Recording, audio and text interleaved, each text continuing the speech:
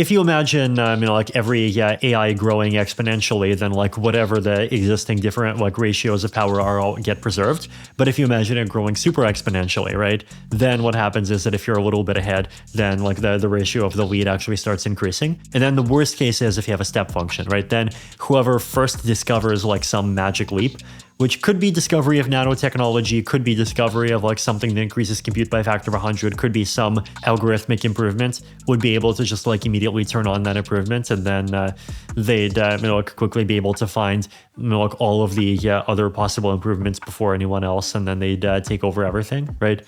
In an environment as kind of like unknown and unpredictable as that, like, are you really actually going to get kind of a bunch of courses that like roughly stay within sight of each other in the race, right?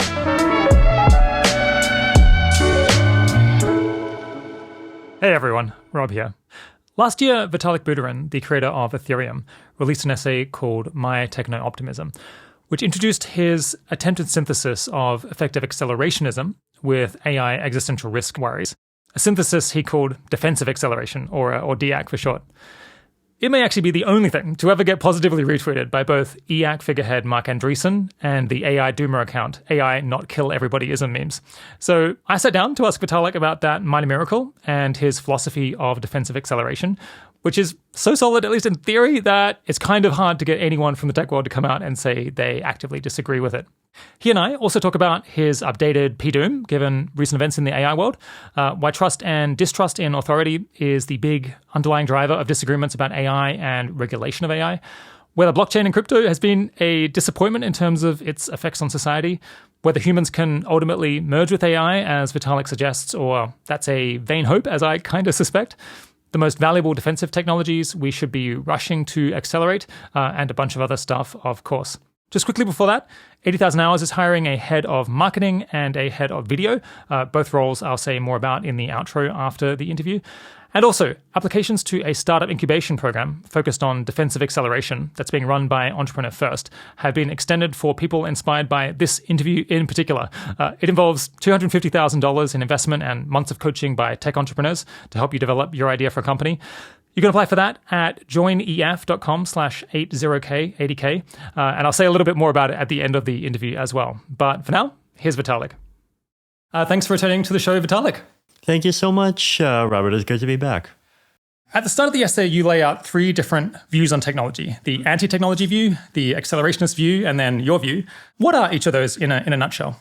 Yeah, so the intro section of that post had this diagram that showed the three views, right? It's basically a version of, the famous internet meme that I'm sure a lot of viewers have seen where, there's like a boy sitting on a road with two forks, and one of those forks leads to like brightness and a blue sky in heaven, and like this bright happy castle, and the other fork leads to darkness. And the usual format of the meme is you put the thing you like beside the blue sky and the light, and you put the thing you don't like beside the thunder and the darkness, and present it as a clear choice, right? And in my post, I had like basically three different versions of the meme side by side, where in the positive techno-optimism view, I took out the fork, right? And so there's only one road. And the road goes toward one castle, which is one with blue sky and heavens. And also beside the guy, or behind the guy, there is a bear. And, the bear is chasing him. And basically, if you go fast, then you get to the blue, happy castle and everything as well. And if you even just decide to take things slow, then the bear catches up and you die. The second view was what I called kind of the pessimistic view, and people might associate this with like degrowth and kind of very pessimistic perspectives on technology. And in this case, it's also one road. And in the one road now, there is no bear behind you. And actually, there is a blue happy castle, but where the fork to the blue happy castle, like it often is either beside you or it is already behind, but it definitely it involves not going forward anymore. But then the thing in front of you is, the thundery castle with scary darkness, right? And then you had the third version of the meme, where you do actually have the fork in the road, and one of the forks leads to the blue happy castle, and the other fork leads to the dark thundery castle, and you also have a bear behind you, right? And so you have to make the choice, and at the same time, doing nothing is also not an option. But if we're careful and we both actually move forward and don't decelerate, and we make sure to take actually the right choice, then we can get to the happy place. But we have to actually think and make sure we're going the right way in order to get there, right? And this is the metaphor that I used for the kind of techno-optimism that I have, right? Which is basically that acknowledging the massive benefits that technology has had in the past and will have in the future, but at the same time recognizing the reality that choices of what to prioritize do exist, and some extremely important choices exist in our road ahead, and we have to think carefully about them. Yeah. So I guess the techno-optimist view is that the dangers are in the past, and as long as we keep marching forward with technology, or the naive version of this, it just says, well, the future is going to be fine because technology is improving everything. Right. Then there's a view that the past was idyllic and the future is going to be bad because technology is creating all of the problems. And you have this sort of synthesis where you're saying, well, the past was very dangerous and bad, yes. And the future might be as well, but we don't, or it could be fantastic. We really don't know. It's kind of up to us to choose. Exactly. It's up to us to choose. Last year, you said that your probability that you placed on a terrible outcome like extinction from AI was around 10%. Mm-hmm. Is that still roughly the number you'd give? I think over the last year, I've probably moved down slightly. Probably maybe 9, maybe 8, somewhere around there. I think. Why's that? A couple of updates. One of those updates is that I think realistically, my own view is that progress in AI in the last year has actually been slower than a lot of people were expecting. If you had to ask me the question, what is the difference in capabilities of AI just intuitively, in March 2024 versus March 2023, and then compare that to the difference between March 2023 and March 2022? It actually feels like the 2022 and 2023 leap was bigger. I don't know if you remember, it was, I think, January or February 2023 when there was the whole drama around the Bing chatbot and Sydney, and how it started saying, you are an enemy of me and of Bing, and it looked like it was going self-aware, and that was the big trigger for a lot of people realizing, opening their eyes and whoa, this could be scary. And a year after that, we still see some examples of that, and we definitely see ongoing progress. And of course, we have Sora and video, but it feels relatively more incremental. And 2022 to 2023, on the other hand, felt like a big sea change, right? Now, of course, it's like still rapid progress, right? But like it does feel to me like the part of the timelines that are like completely, like crazy, all's gonna, like go to hell within 5 years are like less likely than they seemed to be about a year ago. Yeah. Do you have a theory for why things might have gone a little bit slower? Yeah, I think a couple of theories. I mean, one is that there's just, like one big insight that caused all of the big jumps, which is basically scale, right? Which is basically that like before it was just understood that training is like a thing that you put $100 into, and now it's understood that training is a sort of thing that you put $1 billion into. Yeah. And that's like a one-time leap, and that's like a one-time leap that cannot be replicated again.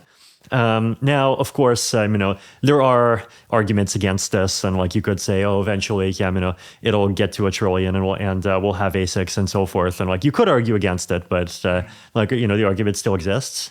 I'm surprised that would be like a big bottleneck now, because I think people think that they spent something like $100 million on GPT-4, which is nowhere near the limit of what a major tech company could invest in an AI if they wanted to. But I guess it's in the past they had an easy time doing a 100-fold increase, and a 100-fold increase is now quite serious business. Exactly. Yeah. So that's one, and then the other one is I think there is, of course, the kind of endogenous sort of hypothesis, which is that people actually are starting to take AI risk theories seriously, and a lot of the brightest engineers in all of these companies are like being less pedal to the metal than they were before. And if AI safety ideas did not exist, we would have like 4.5 out by now, and it would be significantly scarier. It's something I'm not convinced by, but I think like it does feel like there's some, like signs that companies care about taking things slow to a greater extent than they did about 1.5 years ago. Yeah. Yeah, and then I suppose, they'll be worried about what their products might do if they're released, I guess, after the Microsoft incident you mentioned. Yes, exactly.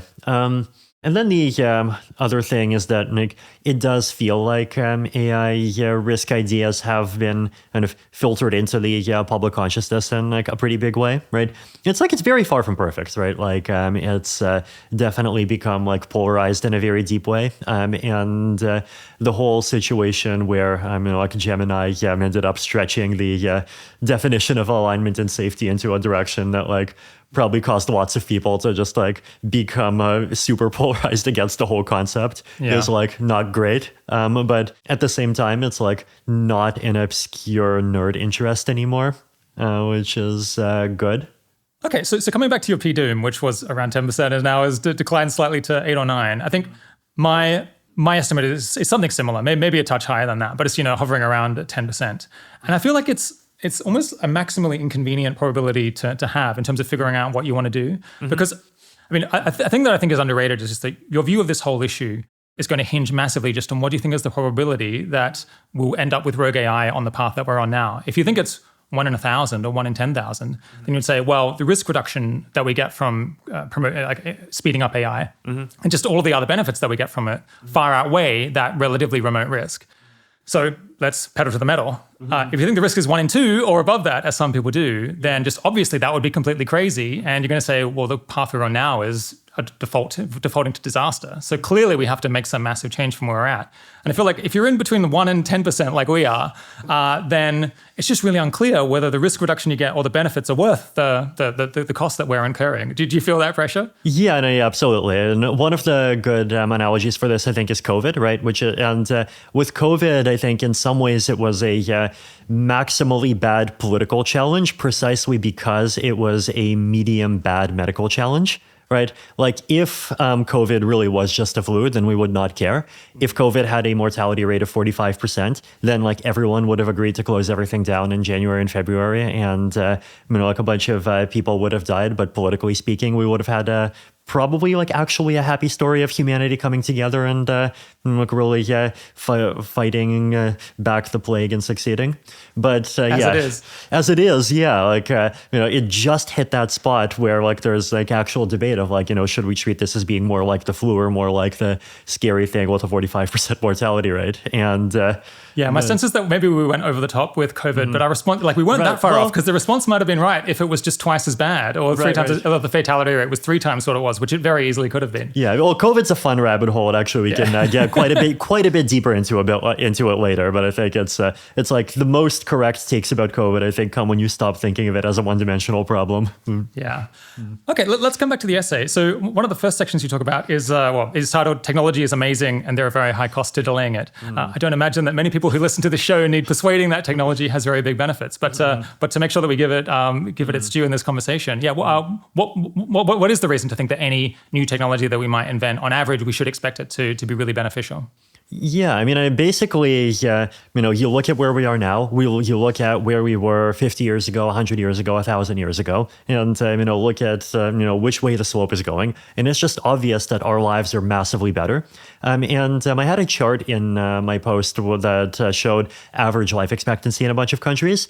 And that one was interesting because it showed both the long-term trend and a lot of the kinds of events that we tend to consider as being maximally terrible and worth avoiding, which are basically the big wars. Actually, the Great Leap Forward was in there too. The Spanish flu was in there too. And even those were bad, right? And those are very visible on the chart. But even still, the powerful force of the trend and just how far the trend took us over that century just completely outmatched even those things, right? Germany is a better country to live in 1955 than it was in 1930, significantly, right? And that's true of a lot of places, right? And especially if you get further away from the Western world, the gains have just been massive over the last half century and century. And there's looking at the stats. There is just thinking back at what life was like 10 or 20 years ago, and remembering that back then, just getting lost in the middle of a city was like a thing that you had to actually worry about. If you had to say goodbye to a friend, it really was goodbye. Whereas these days it's like, okay, you turn into a pen pal and then we visit each other in a year. The ability to have all of the world's information at your fingertips, and with Wikipedia now it's I think even more supercharged with the GPTs. There's just like lots of things that I think any of us individually can relate to.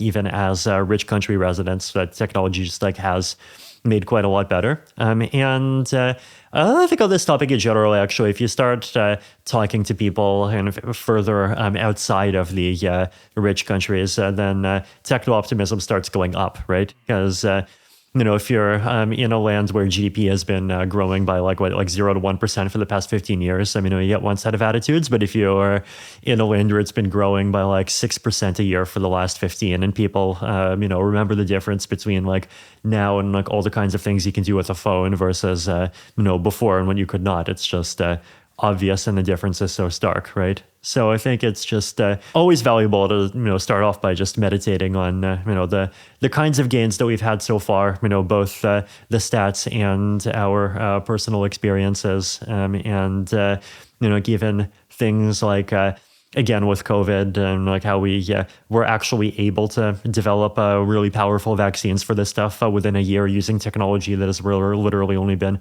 like properly developed over the past decade. And just, remember that, there's like some incredibly serious improvements happening there. And, it's important to talk about the negatives, but we just have to talk about it in that context.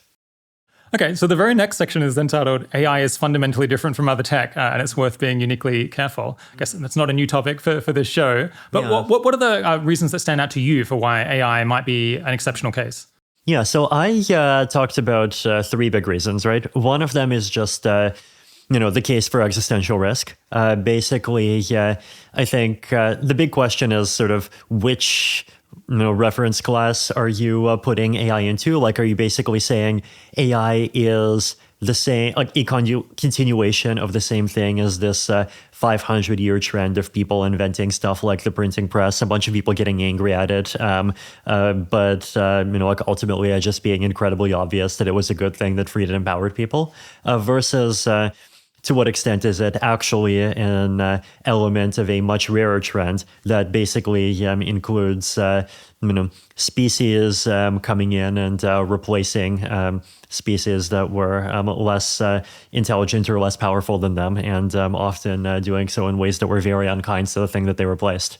And basically, is AI the next big tool, or is AI the alternative to man? Right. Yeah, I think I've talked before about do you view AI as an evolutionary event, or do you view it as a new species, a new agent that might replace us, or just as a tool? I guess how do you tell? Because it's plausibly both. Exactly, and I think the challenge is that so far it has absolutely been a tool, right?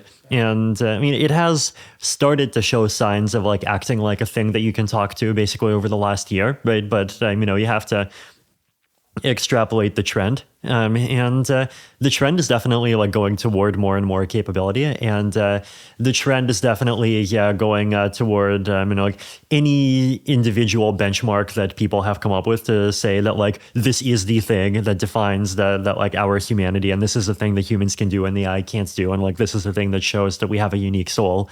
Just constantly getting taken down one after the other, and goalpost shifted one after the other.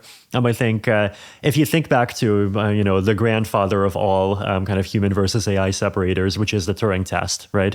I think it's reasonable to say that in 2022 or 2023, that is the time when AI now passes the Turing test, right? And, of course, you can kind of refocus on the shrinking set of things that AI can't do, but, it's going to keep shrinking, and it's going to keep shrinking. And at some point, you got to shrink to zero, perhaps. Exactly. At some point, you got to realize that hey, this thing has crossed a huge number of benchmarks, and when future historians start dividing the eras and try to decide, like when did we actually enter what we might call the roughly human level AI era, I expect that like roughly 2022 to 23 will be what they decide on as being the cutoff point. So you threw this essay into the middle of a sort of civil war within people who are interested in technology and interested in AI. Many people who either directly working in or adjacent to the technology industry. Between people who are very gung ho about AI and people who are quite worried about it. And my perception was many people have been making the argument that AI is this exceptional case. Sure, technology is in general good, but AI, for many reasons that we could give, might be a case where we should need to be uniquely careful. And there's a bunch of people who have been vociferously arguing against this, or have really taken umbrage at that, saying, no, you're a whole bunch of worrywarts, and in fact, like AI is the thing that's going to save us rather than the thing that's going to doom us. In this essay, you kind of you make the case that AI, in your view, might well be an exception, but seems like it was positively received by everyone, including people who in general identify as into EAC and not and very skeptical of the AI safety case. Do you have a sense of why it is that? I mean, if that's, is my perception correct? And if so, like, what is it about the way that you put the reasons to worry that ensured that kind of everyone could get behind it?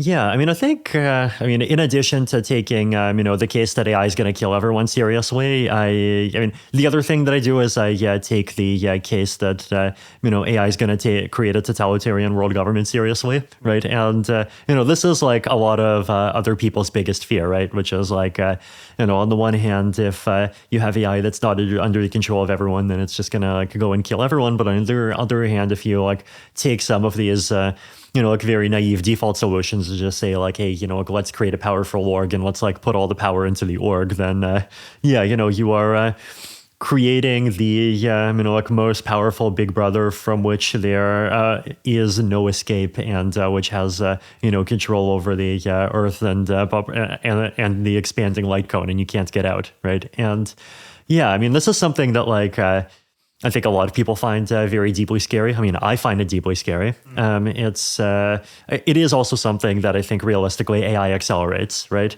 Like I gave some examples of like one of the recent ones is in Russia, one of the things that unfortunately Vladimir Putin has been able to do very well over the last 2 decades is just systematically dismantle any kind of organized anti-Putin and like pro-democracy movement.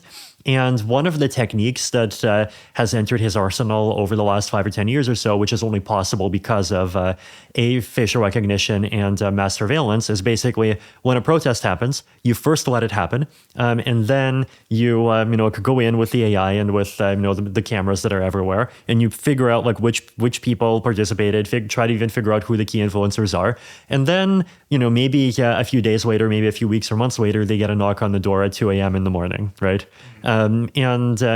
This is something that they've done in Russia. This is, I believe, also how they ended up handling Ukraine, right? When they managed to do, the only significant conquering that was maybe kind of successful when they took over an extra about 12% of the country back in March 2022.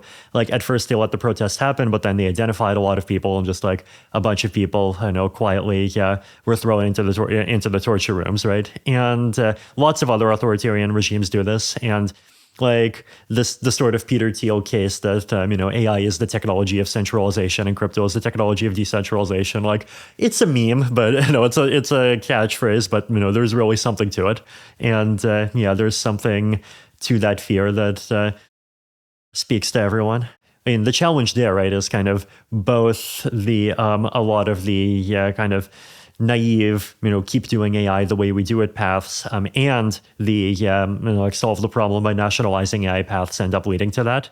Yeah, and like that's one of the topics that I ended up talking to quite a bit. And I think kind of addressing some of those totalitarianism concerns really explicitly is also one of those things that's important to do.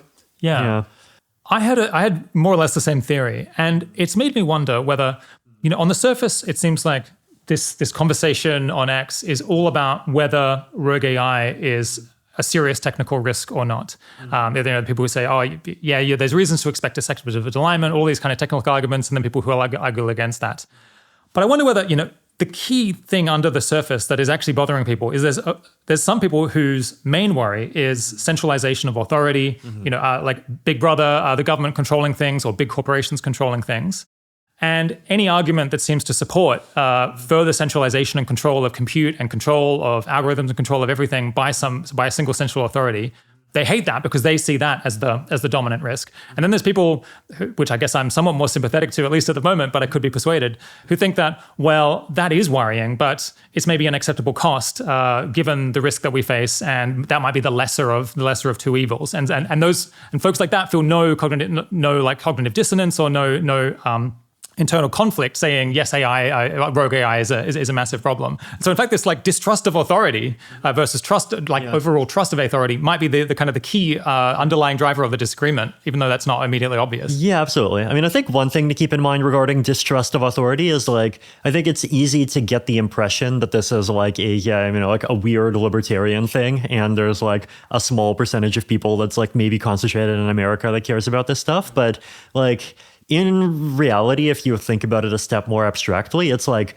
a prime motivator for like half of geopolitics, right? Like if you look at, for example, the reasons why, a lot of centralized US technology gets banned in a lot of countries worldwide, right? Like half the argument is that like the government wants the local versions to win so they can spy on people. But the other half of the argument, and it's like often a half that's like crucial to like get those bans to kind of win politically and be kind of accepted by people, is like, they're afraid of being spied on by the US, right? Yeah. And so, there's like the level of, the individual having a fear of their own government, but then there's a fear of, governments having a fear of other governments, right? And I think if you frame it as, do we want, like, how big of a cost is it for, your own government to like be this super world dictator and take over everything? Like that might be acceptable to a lot of people. But if you frame it as like, let's, roll the dice and pick a random major government from a world and to have it take over everything, then like, well, guess what? Like, could be the US one, could be the Russian one, could be the Chinese one. If it's the US one, it's prediction markets are saying it's like about 52% chance it'll be Trump and like about 35 it'll be Biden.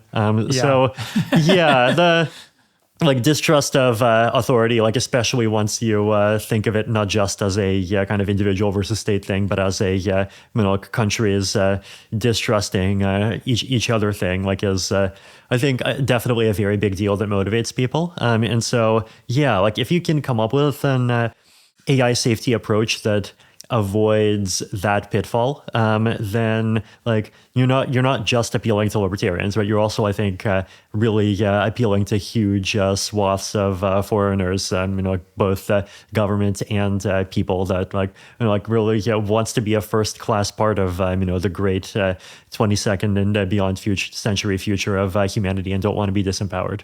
This idea gave me, it felt like a hopeful one to me, because in my mind, I guess I know that for myself, so rogue AI is maybe my number one concern, but not that far behind it is AI enabling totalitarianism or AI enabling really dangerous centralization or misuse or whatever. But I guess that might not be immediately apparent to people who just read things that you write, because I tend to talk about the rogue AI more because it is somewhat higher for me. But if everyone kind of agrees that all of these are risk and they just disagree about that ordering of which one is number two and which one is number one, then there's actually maybe a lot more agreement, or there could be a lot more agreement than is immediately obvious. And if you could just get people to realize how much common ground there was, then they might fight a bit less. Of course. Yeah, no, I absolutely think that's true. I think, and a big part of it is just like, making it more clear to people that like that common agreement exists. When I think a lot of the time people don't realize that it does. And I think the other big thing is that like ultimately people need a vision to be fighting for, right? Like if all that you're doing is saying let's delay AI, let's pause AI, let's lock AI in a box and monopolize it, then you're buying time. And the question is like, what are you buying time for, right?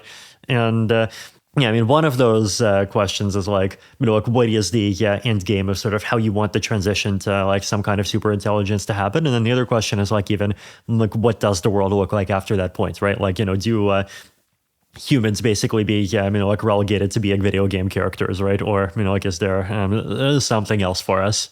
And like these are the kinds of conversations that I think are definitely really worth having, and that I think like people have been having a little bit in the context of like sci-fi for a while, but now that things are becoming much more real, there's more and more people having, and I think that's a very healthy thing. I was trying to do a little bit of soul searching and preparing for this interview, thinking that so in general on are governments good? Can you trust authorities? Can you trust people who have power? I'm inclined to see the glass as half full, just even knowing all of the many failures and all the many mistakes that people make. And if I think about, why is that narratively? Right. It's almost certainly because I grew up in Australia in the 90s and the 2000s in a country that is generally well functioning with one of the more benevolent governments that there is. Right. My parents are really nice people. The school I was at was really quite nice. Almost all of my formative years were with authorities that broadly they messed up and they did stupid things, but broadly speaking, you could trust them not to be malevolent and not to exploit you. And imagine for many people that. Yeah, for me, of course, the answer is I am from Mother Russia. Right. Yeah. I wonder if there could be any value in getting people to step back. I mean, it's like for me here, and I suppose for everyone, to realize just how contingent your level of trust and authority might be, and your general affect towards governments. How much it's going to depend on what your personal experiences. Yeah, I think it's definitely one of those things that's very different for different people. And then a lot of the stuff is, I think, definitely motivated not just by like 20 or 30 year upbringings, but also by like extremely recent stuff. Like the US is in the middle of like a very crazy like high intensity culture war, right? And the two sides they are definitely both like very like hair triggered and worried that the other side is like either fascism or communism in the end of democracy, and like try interpreting everything that happens as the first step in a cultural revolution and all of those things, right? I guess a cynic might say, this essay has been really positively received because it hasn't really chosen a side. Or, to the folks who are very pro-tech, you say, yes, you're right, technology in general is very good. We should generally expect the future to be positive. Probably, yes, you're right about all of that. To people who are really worried about AI as an exception, you can say, yes, AI might well be an exception. Yes, possibly things could go really badly. You're right about all of that. Mm-hmm. But the nub of the issue that we face right now is kind of which of these is the dominant consideration that should be driving our decision-making and driving policy. Is it the outside view consideration that technology has been taking us in the right direction, or that AI is a strange exception and we should be trying to slow it down or do things that we wouldn't do in any other area? What would you say to that kind of cynical explanation for why people have loved it so much? Yeah, I mean, I think the reality is like the policy space is always much more than one-dimensional, right? And like by policy, I mean not just what governments should do, but also what individuals and companies should do, right? Because like we tend to be, I think, used to the frame where like the theory of change of politics and activism is like you create arguments that motivate people to change the laws, and the laws are ultimately what motivate behavior. But there's also a very big aspect of just you create the theories that just directly motivate the kinds of things that people want to build, right? Like these are all, I think, very far from profit maximizing actors. They're like actors that often definitely have strong megalomaniac tendencies, and there's definitely a big thing of like I want to save the world, but I especially want to be the one that does the saving. But they do also want to do the saving, and so they're like.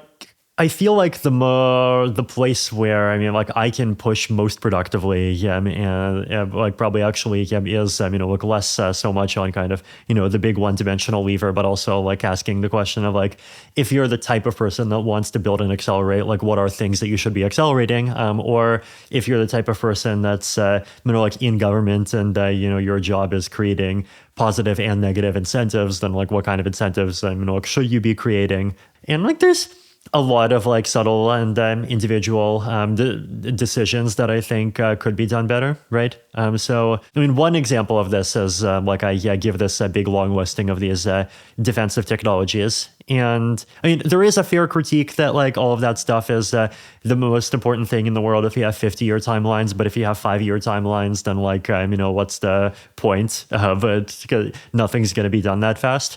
I mean, for me, like, my timelines are just like a very wide confidence interval. I have some on the 5 year, I have some on the 50 year, and some on the 500 year. So it's I think it's valuable to do some work across that whole spectrum.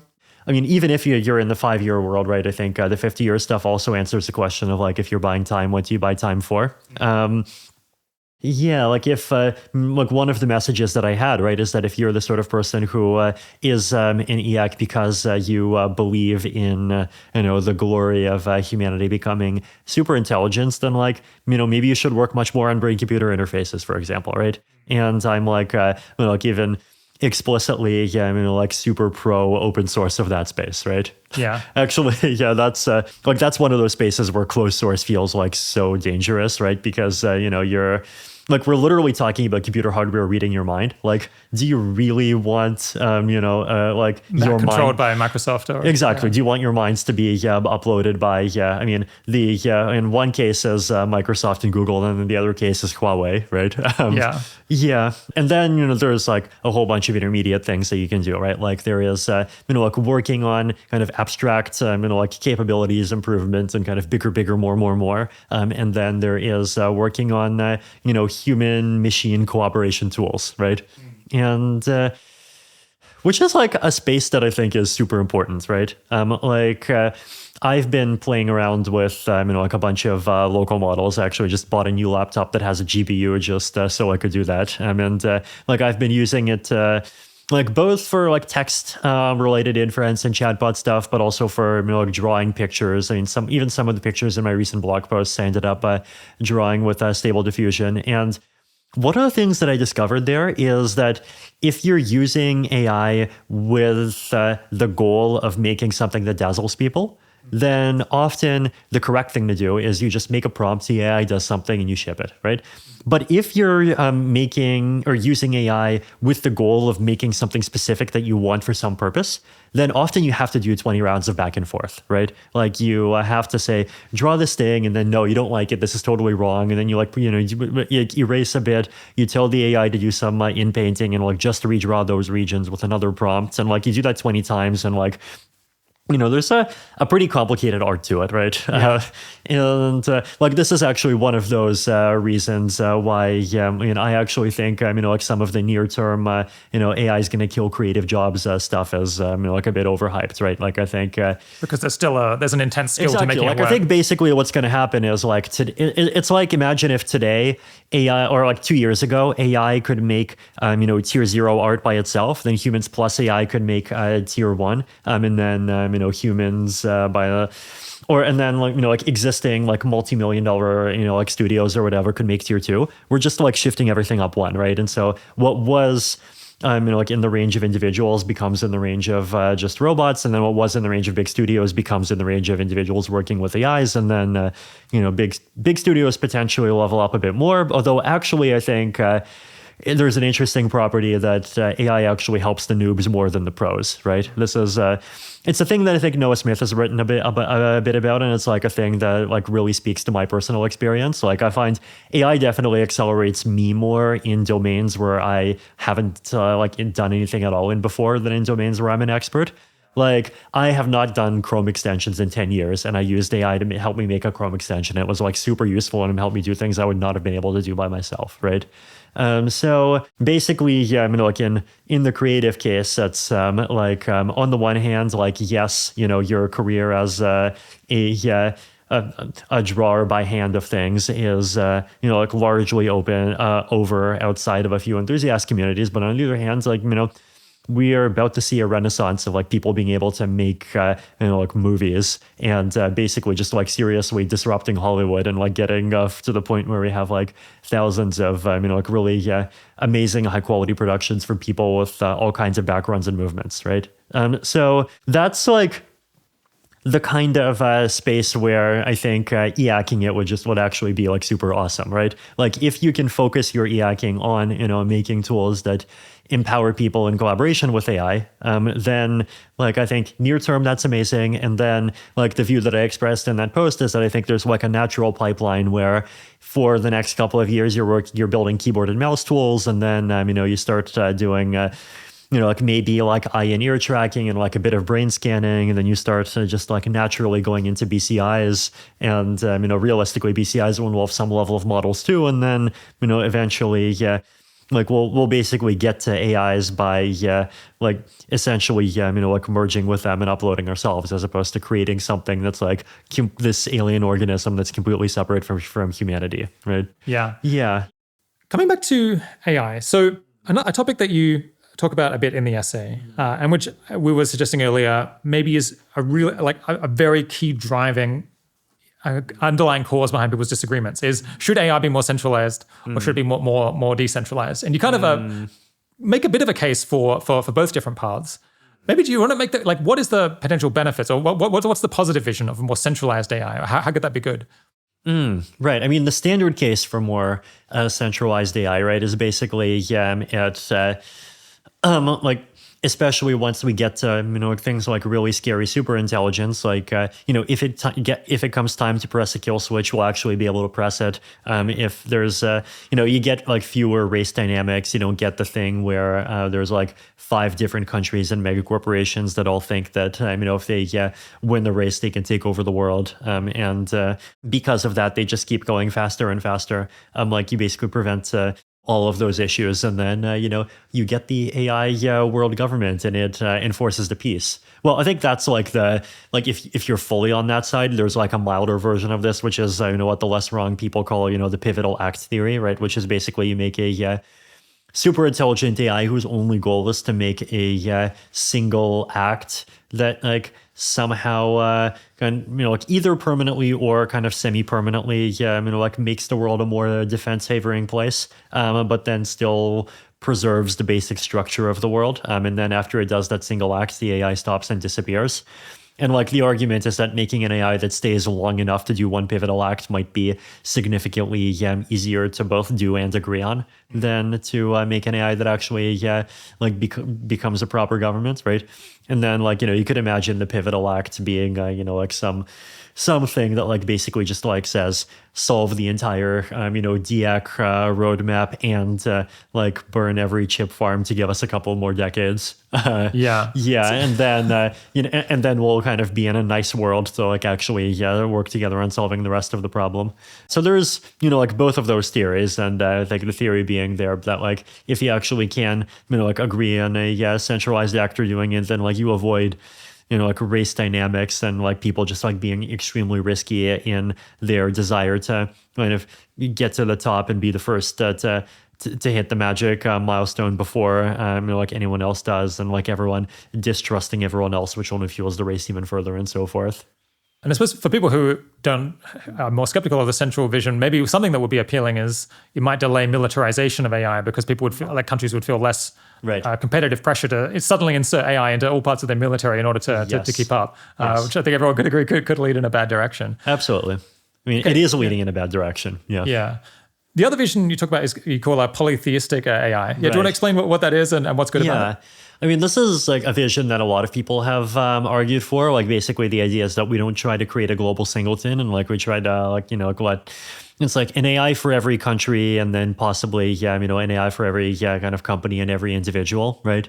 And you could have both of those happening at the same time, and with AIs of different scales, and like basically try to create a world where you have kind of humans that are assisted by these AIs that are very powerful, and that like actually give them the tools to kind of do the kinds of things that they want to do, and because the kind of agency in the AI is widely distributed, because you have so many AIs controlled by so many different people, then like there's no one single actor that's actually able to take over the world, and I totally see where this comes from, and how from like any normal theory of political science, how it's like much healthier to, have this kind of polytheistic environments rather than trying to like create, the big centralized God and hope the big centralized God goes well. So like from the perspective of any political theory that is trained on like everything that humanity has worked on before, super intelligent AI, like it feels like it makes total sense as something that's clearly superior to making one AI. Yeah. But at the same time, like with super intelligent AI, like it feels like it's an equilibrium that like could easily be very unstable, right? In what ways? Basically, yeah, because it's just so easy for one AI to just actually get ahead and like they have way more capability than everyone else. I suppose it could either by some self-improvement loop, or I guess by grabbing lots of compute and copying itself really quickly. Exactly, yeah. Well, it's like if you imagine, like every AI growing exponentially, then like whatever the existing different like ratios of power are all get preserved. But if you imagine it growing super exponentially, right, then what happens is that if you're a little bit ahead, then like the ratio of the lead actually starts increasing. And then the worst case is if you have a step function, right, then whoever first discovers like some magic leap, which could be discovery of nanotechnology, could be discovery of like something that increases compute by a factor of 100, could be some algorithmic improvement, would be able to just like immediately turn on that improvement, and then they'd like quickly expand. They'd quickly be able to find like all of the other possible improvements before anyone else, and then they'd take over everything, right? In environment as kind of like unknown and unpredictable as that, like, are you really actually going to get kind of a bunch of courses that like roughly stay, within sight of each other in the race, right? And yeah. So the fundamental idea as well, if there's lots of different actors that have a similar level of power, then we can kind of continue to have a liberal society. They continue to compromise and not attack one another because there's kind of a balance of powers situation. Exactly. And the dream would be that we could keep on having that, but maybe the technology just doesn't allow us to do that. That might just be an unviable goal now. That's the worry. Right, that's the worry, yeah. So in broad strokes, we kind of one thing that's going on is that we have a fight between a cluster of people who are generally positive about AI, but might have reservations about it. But fundamentally, they are even more concerned about centralization of power than they are about risks from AI specifically. And so any kind of policy proposals that say we need to have an international consortium to control it, we need to control and monitor all of the compute in order to make sure that people can't misuse AI in XYZ way, it's going to get a very hostile reception from that crowd because they think it's going to make things worse because it's in fact the problem, like the fear they have is centralized power. The fear they have is the government is going to take advantage of us and crush people. And that is putting us in a worse situation. Then you have other folks who are saying, well, I think most of them would say, look, none of us wants to centralize this. Like, this isn't a vision that anyone was hoping for. I mean, I think there are cynical folks who think, no, this was the plan all along. People really wanted to just empower the government, have an authoritarian takeover. I don't think that's the case, at least among any people that I know or myself. But this is the only path, unfortunately. We can't just have the nice world because it's not a stable one. It will just lead to massive misuse. It will just lead to absolute disaster. What is the synthesis between these different perspectives, which both have some legitimacy? Like the fears are quite fair on both sides. Are there? I guess one thing it suggests is that if we could come up with any policy proposals that help to address rogue AI and misuse that don't require more centralization, then you might get far broader support, at least across the tech space, for those proposals. Now, that might be a very heavy lift, but perhaps it could be worth aiming for it because the politics of it will be much better. Yeah, I mean, one of the ideas is like, this is something that I think a lot of the AI regulation is explicitly moving towards is like, if you're going to regulate AI, then like explicitly exempt anything that just like runs locally, like on realistic consumer hardware, right? And the idea there is that I think if you think about just like what the benefits are of, the open source ecosystem, right? It's like you can run stuff locally, like, it's guaranteed that, the service is not going to disappear and it's not going to change itself and like massively change your workflow. You can run it with your private data and preserve your privacy. Like you can locally make fine tunes for whatever like specific applications you want, right? And like all of those advantages are like actually only advantages that apply to models that are like small enough that you realistically can run them on consumer hardware, right? Because like if it's bigger, then nobody's going to be running it locally, and also very few people are going to actually have the resources to even fine tune it. And so like making that explicit separation between like smaller scale stuff and like top of the line, like big corp stuff, and being willing to commit to that. I mean, I feel like that would convert some people, though that's definitely far from converting everyone, right? Yeah, I mean, if you're one of these like EAC frontline AI firms, then you also want your frontline stuff to not be regulated. Yeah. Then the yeah, I mean, there's I talked to some of the AI regulation people in the UK over the government here in London over the last couple of days, and I think the idea of separating regulation based on scale is definitely something that gets positive reception, and then the other one is just kind of classes of application depending on what goes in the training data, and which is also interesting, right? If you give people very easy, don't have to hire a lawyer ways to be unambiguously not gone after by the government, that's always something that's super helpful for the kind of hobbyist independent innovation sector. Yeah, but that's so that's kind of one category of things, but I think the other big thing, right, is that we have to think about any attempts to delay even frontier AI is ultimately buying time, because after infinity years, even a laptop is going to be ASI, and so the question is, what are you buying time for? Yeah, I mean, one of the goals that I had is basically saying instead of being an EAC for AI that is maximally disconnected from humans, has maximal agency independent of humans, and tries to be a silicon god, try to be an EAC of stuff that empowers people and potentially is on a some kind of path to merging with them.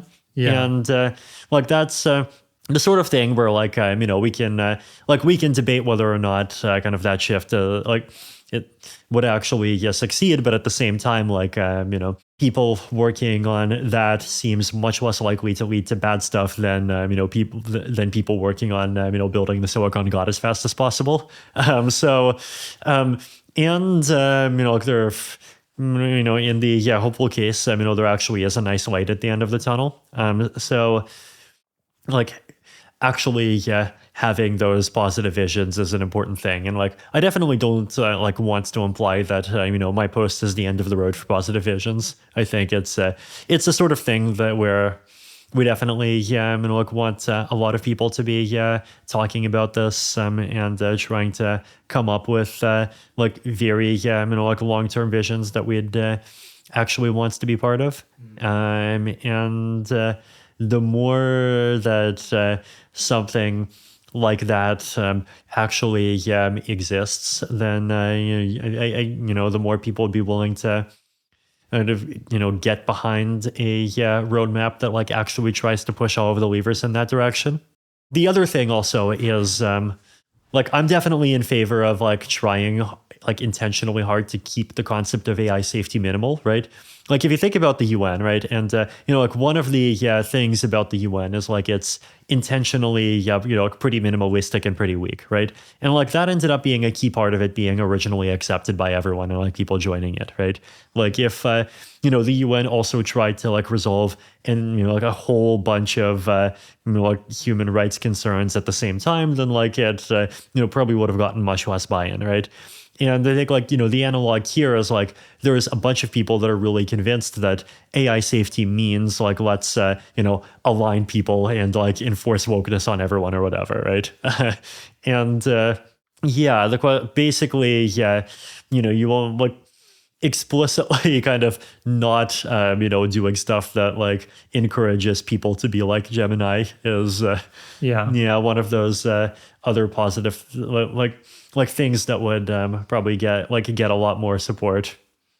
I've been completely tuned out the last month. I've heard there's a bunch of controversy about Gemini, which I guess I'm looking forward to finding out when I come back from parental leave what the nature of it was. Right. I mean, it had to do with a bunch of weird things that culminated in 1943 German soldiers being depicted as being ethnically diverse. Okay. So it got weird. Okay. On the centralization point, Do the folks who are both pro AI and pro decentralization and skeptical of authority, how much do they worry? You might have your finger on the pulse a little bit more that AI is just an inherently centralizing technology. Because to start with, who's going to have the resources to develop the first incredibly superhuman AI? Probably a major tech company or the US government or some other government. Right. Some major authority. And then they're probably, given the nature of those organizations, not just going to hand it out to everybody. If they why not take advantage of that power? It seems like that's kind of an unsolved, in as much as you're extremely skeptical of authority, skeptical of governments, that's an unsolved social problem that might make you nervous about where all of this is leading us. And indeed in China, that would be the default thing, surely, is that the government would get the most powerful AI, insist that no one else can use anything else, and then use that as a tool of social control. It's almost hard to see how it could be otherwise. So that makes me nervous about advancing AI. Yeah, and I think actually a lot of people in the crypto space totally believe that, right? There's definitely a lot of people who believe that, AI is the technology of centralization and crypto is the technology of decentralization. And, we have to be EAC on crypto precisely in order to, let the decentralized side keep up with the onslaught of the centralized side. And, the Kremlin being able to arrest all the protesters with facial recognition and all of those things, right? Yeah. So in non-AI tech spaces, there's definitely, I think, a pretty large number of people who believe that. And then, of course, crypto definitely is the pro-freedom end of non-AI tech spaces. So, yeah, there's a lot of support for that viewpoint. Within AI, I guess, the challenge is the way that I think about this is pretty much everyone wants to has a strong pressure toward believing a political story that is where the agents of positive change are things and people that they can personally relate to. Right. It's if you're a law academic, then, you're the type that already has an established history of interacting with, all kinds of policymakers. And that, does probably make you more willing to be authoritarian. I remember the last couple of times I saw people, arguing in mainstream media that hey, trying to make the case that powerful internet censorship is actually good. And they ended up being law academics, right? So kind of, it's N equals 3 confirms that theory. And then meanwhile, if you are a software developer, then, even if you believe in very similar things, you're the thing that you're going to most support as a vehicle for change isn't, authoritarianism. It's going to be, making better software and trying to make more open software and things like that, right? And I guess, the challenge in AI is if you're outside of AI, then that means it's very easy to get convinced of the idea that, AI is this thing that is both dangerous and centralizing and creates both risks. But if you're in AI, then you're creating AI and you're not going to believe the narrative that you are evil, right? But the narrative that is very easy for people to believe is this other kind of AI is evil, but my kind of AI is good. Which is definitely a lot of what EAC people do believe, right? I mean, even, the original story of OpenAI, right? It's hey, we can't let the future of AI be controlled by Google. And so let's, make this kind of open and, more... We should give it to Microsoft instead. Right. Well, initially it was just this more open and pro-social thing that's going to be, a nonprofit. But then, of course, years later, they are both... not open by any standard definition of open. And you can debate if that's good or bad, but it's true. And at the same time, there's this is from an AI safety perspective. They're definitely not on the side of advancing safety, right? And then... well, I don't know. I mean, people argue it both ways, but right.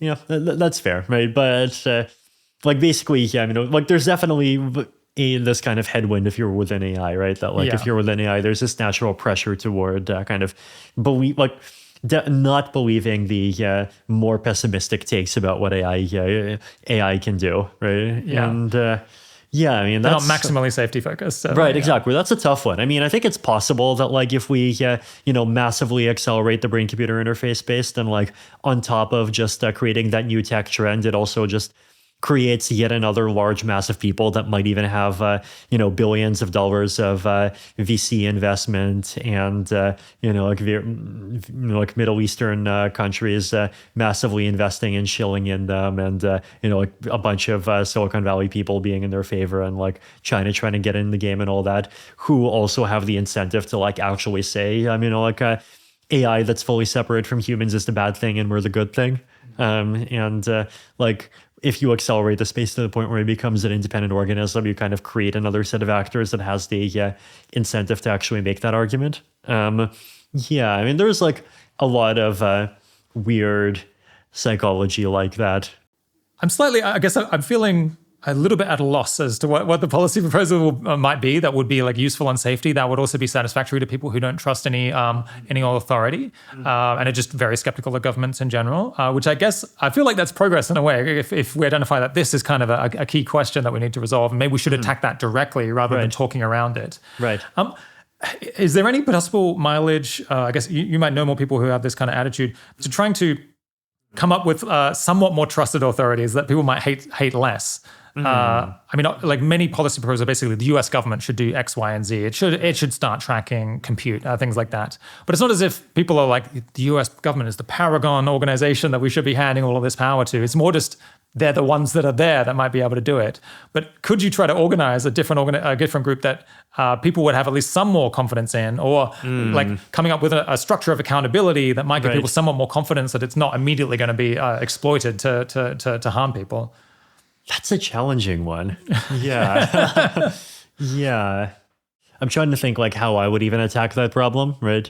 Yeah, I think like the stuff that I've said so far, right, is like basically, it's like the first thing that you do is like actually, accelerate all the good stuff and like defensive technology and all that. And that's like a lever that we can still talk about, because I think like it's one that could be pressed 50 times harder than it is today. Yeah. And like while it's not at the max, it's like worth pushing it more. But then the question is like, what if your timelines are not 50 years and they're 5 years, and like you still wants to do something in that regime? One other plausible answer is still like, one of the things like that, even the UK government is doing right now, right, is like they're not, like proactively regulating AI much at the moment. They're basically putting themselves in a position where they're building competence, they're building the ability to evaluate models, they're building their own internal understanding, so that like at some critical moment when the time comes to do something more serious, they'll be more able to do something smart that's serious. Yeah. And the argument for that approach is basically that often you do hear from like people on the safety and pause side that like you either respond too early or too late, and too late means we all die. But the problem with responding too early, of course, is like, if it's an ideal world government responding too early, then like, sure. But if it's, real world politics as it exists in the 21st century, then like, congrats, you've cried wolf and you've convinced a whole bunch of people to hate you. If like shorter term, you focus on information gathering and like building capability, then like by the time it comes time to like really seriously do something, like, there will plausibly be a lot more public buy-in for that. And so like that's also an approach, and like that does feel like an approach that avoids a lot of pitfalls for now. But then of course there's the question of like, is there actually a fire alarm for AGI? And like, we don't know. Yeah. Yeah. Like the thing that people always want is people want bright lines, because bright lines make people feel safe, right?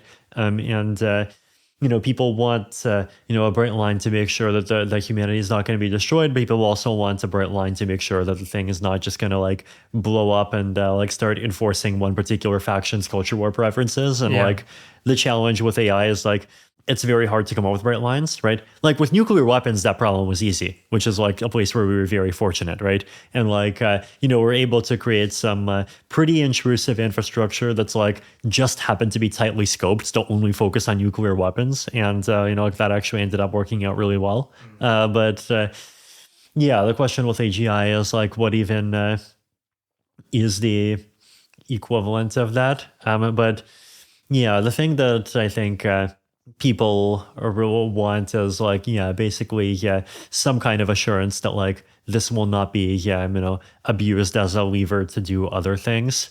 And One thing that I think is good, right, I think is that there have been efforts that have been starting to happen to like try to gather a bunch of people, like very diverse, different people's opinions on this topic. And often, if you just create common knowledge that a consensus around something exists, that by itself can make a lot of progress. Like if you can get people into the frame of mind where they're sort of somewhat less conflict oriented and they're willing to like actually think pragmatically, then people are often willing to be more reasonable. Like if we start doing more of those, then like that would be a process that might actually be able to do a better job of like identifying what some of those kind of like mutually agreeable ways to like slow down the most dangerous parts of the space are.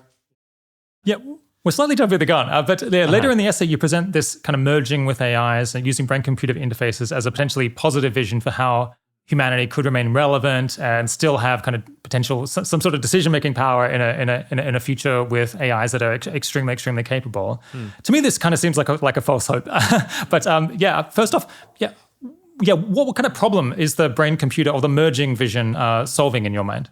Basically, that like the base case is that you have these two separate things, and humans are self-improving very slowly, and AIs are being improved very quickly, and eventually will start being improved even more quickly, right? And then you have these curves, and one curve is below, but it's going up quickly, and that curve is going to shoot up way ahead, and when that finishes, then like you're going to have super intelligent AIs that are way smarter than any of us. And so like one is, you have all of these Yukowskian concerns that like the base case of that happening is killing everyone on Earth. But let's say we can solve that. Then, okay, maybe, you'll have a totalitarian government. Like, okay, maybe we solve that too. But then even if we solve both, right? Like, is the future that results out of that, like even that's a future where individual human beings have basically no agency, right? Like that's a future where basically we're relegated to being pets. We we have nothing to say about the future path of the universe because the AIs are just going to be much smarter. And, if it's a universe where there's any amount of competition left, then like whoever's willing to just give up their creativity and just fully relegate their decision-making power to the bots, that's, the side that's going to win, right? Yeah. Yeah. And so if that's a future that you don't want, then basically, it's like, if you accept that superintelligence is going to run the world because superintelligence is just so much more powerful than regular intelligence, right? That it's just obvious that it's going to do that. Then the question is is it AI superintelligence or is it human superintelligence? And human superintelligence seems like the correct answer if we want to retain our agency. And if we want human superintelligence, then the question is what is the path to actually getting there? And you think, I could be totally wrong on what that path looks like. I think we should probably be exploring 10 different paths at the same time. But that seems like the one light at the end of the tunnel that actually does, I think, address all three of those categories of bad futures. And so, it's really worth looking into an alternative. Yeah.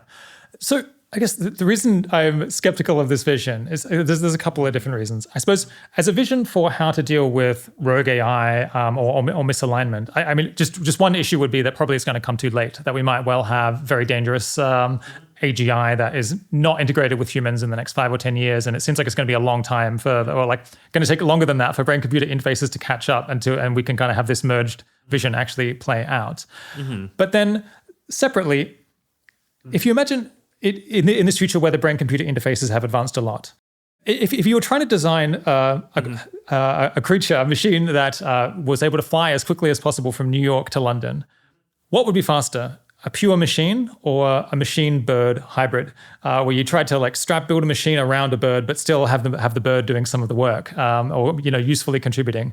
I think that's just an analogy that I use to highlight the idea that, I mean, in that situation, there's no way that the bird could usefully contribute because a plane is just so much more powerful that trying to integrate a bird is only going to slow you down and make the overall apparatus less effective and much slower. And that's how I imagine things would play out in future. That the pure AGI is going to be so much faster at thinking, so much more able to reprogram itself and improve itself over time. They're trying to integrate this quite static, like legacy piece of technology that wasn't designed for the purpose of being integrated with machines into it. It's going to be a massive disadvantage. And then all the competitive pressures that cause you to need to adopt AI at all in the first place, such as like needing to keep up in business and needing to keep up geopolitically, are going to create the same pressure to just dispense with the human and have a pure AGI that can operate massively faster and do a much better job. And so then the question just comes down to, well, can you ban the pure AGI and insist on the AI human hybrid at all times? That seems like a heavy lift. What do you think? Yeah, I mean, I think there's a big difference between intelligence and flight, right? In the sense that like flight is a task that is easy to specify. Like it's easy to tell a computer program what flight is. It's a math problem. You can like ship it off to IOI people, and they'll be able to work toward it and like make improvements.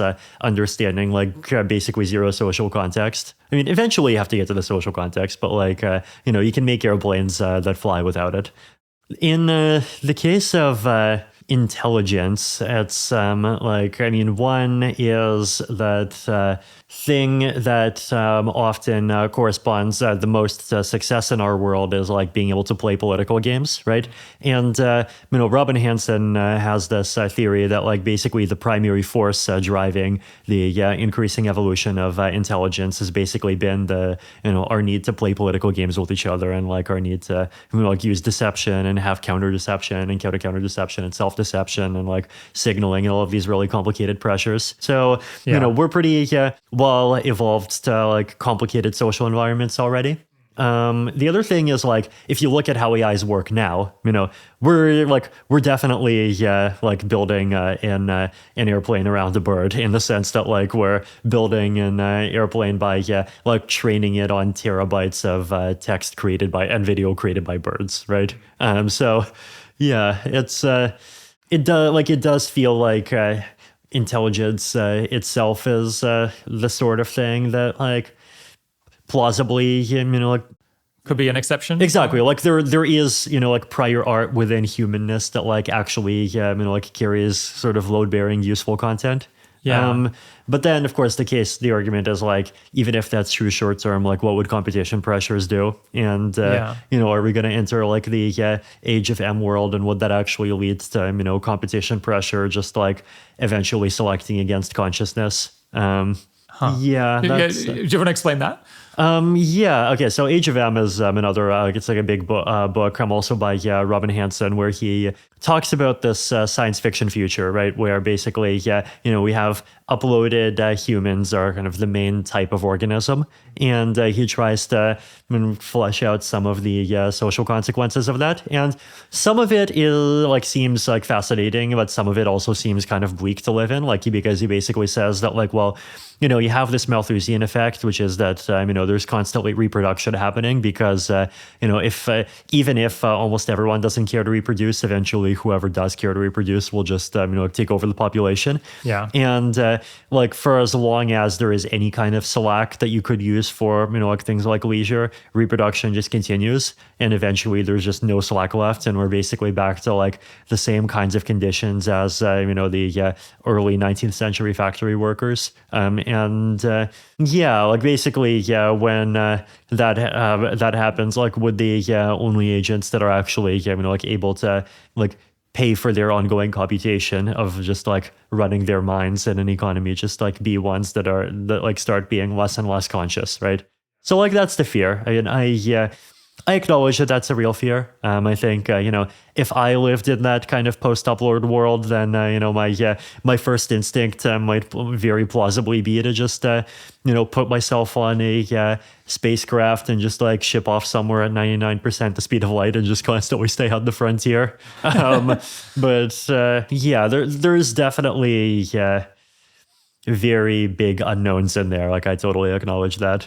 Yeah, a large part of the motivation for the merging vision is wanting humans to remain relevant in having real decision making ability, actually being productive in some meaningful sense. Yeah, you say a future in which we are basically just children of these vastly superior beings that kind of take care of us, and we don't even understand what they're doing necessarily. That is horrible to you.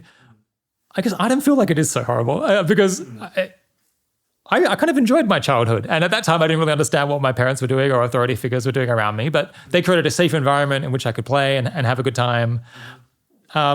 Maybe it feels a little bit infantilizing or a little bit embarrassing to imagine going back to that situation, but I could also see myself adjusting to it and enjoying it. That our work has been done. We've created these beings that can handle all of the work and do a much better job than we ever could have. So we can hand it off and just have just basically play like children for the indefinite future. What's the reason why I should feel that this disempowered or this world where I'm not meaningfully contributing is actually a bad world?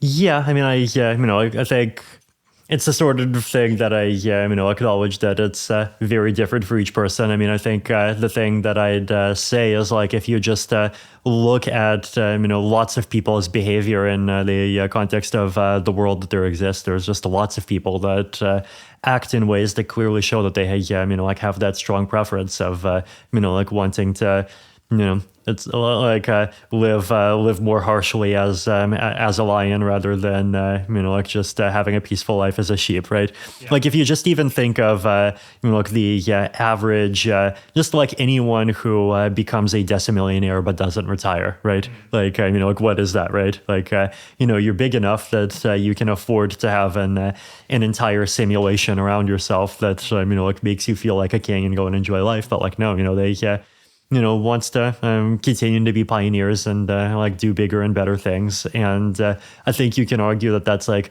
a very fundamental part of what makes us human. I wonder whether, so I feel like people like that are really overrepresented in the news because obviously they go and do interesting things and stay really active. And people who are very career oriented, often they succeed in the media and they're the kinds of people who are likely to be writing opinion pieces. But I suspect that many people are quite happy with a quiet life with their family, not necessarily working, 80-hour weeks. It's just that those people are kind of invisible because they're not doing stuff that's very newsworthy. I guess we should probably just look at political polling. But yeah, this argument might go through even if there's a minority of people who feel this way because they'll be the ones who want to pursue this vision. Right. Exactly. I mean, I think it will definitely be interesting to understand people's opinions on this quite a bit more, right? And then, the question of people are where they are now, but then, how do those feelings change if they get into a position where either, they actually have the potential to have a bigger impact, or on the other hand, they're threatened with, the possibility of never actually having an impact again. I don't know. Yeah. Okay, so we should return to the substance of the piece. We slightly jumped the gun and jumped into the analysis. The alternative to, I guess, negativity about technology and effective accelerationism, I guess perhaps a Panglossian view of technology that you lay out, you call DAC, or I guess with the D variously standing for defense, decentralization, democracy, and differential. Yeah, tell us, what is the DAC philosophy or perspective on things? Yeah, I mean, basically, I think it tries to be a pro-freedom and democratic kind of take on, answering the question of what kinds of technologies can we make that basically push the offense-defense balance in a much more defense-favoring direction. The argument basically being that, there's a bunch of these very plausible historical examples of how in defense-favoring environments, things that we like and that we consider utopian about governance systems are more likely to thrive, right? So the example I give is Switzerland, which is famous for its amazing kind of utopian classical liberal governance, relatively speaking, the land where nobody knows who the president is. But in part, it's managed to do that because it's protected by mountains, right? And, the mountains have, protected it from, while it was surrounded by Nazis for about 4 years during the war. It's protected it during a whole bunch of eras previously. And the other one was there's Sarah Payne's theory of continental versus maritime powers, right?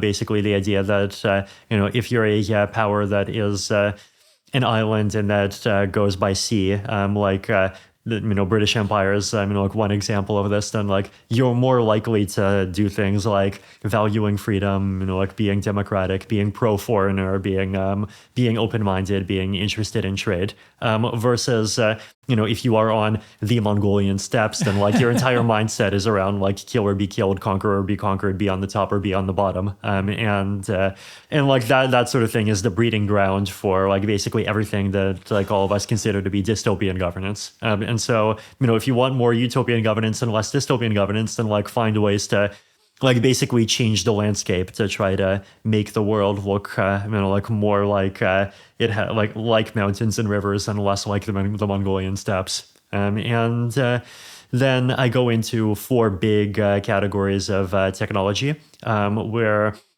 I split it up into the world of bits and the world of atoms. And in the world of atoms, I have like macro scale and micro scale. Macro scale is like what we traditionally think of as being defense.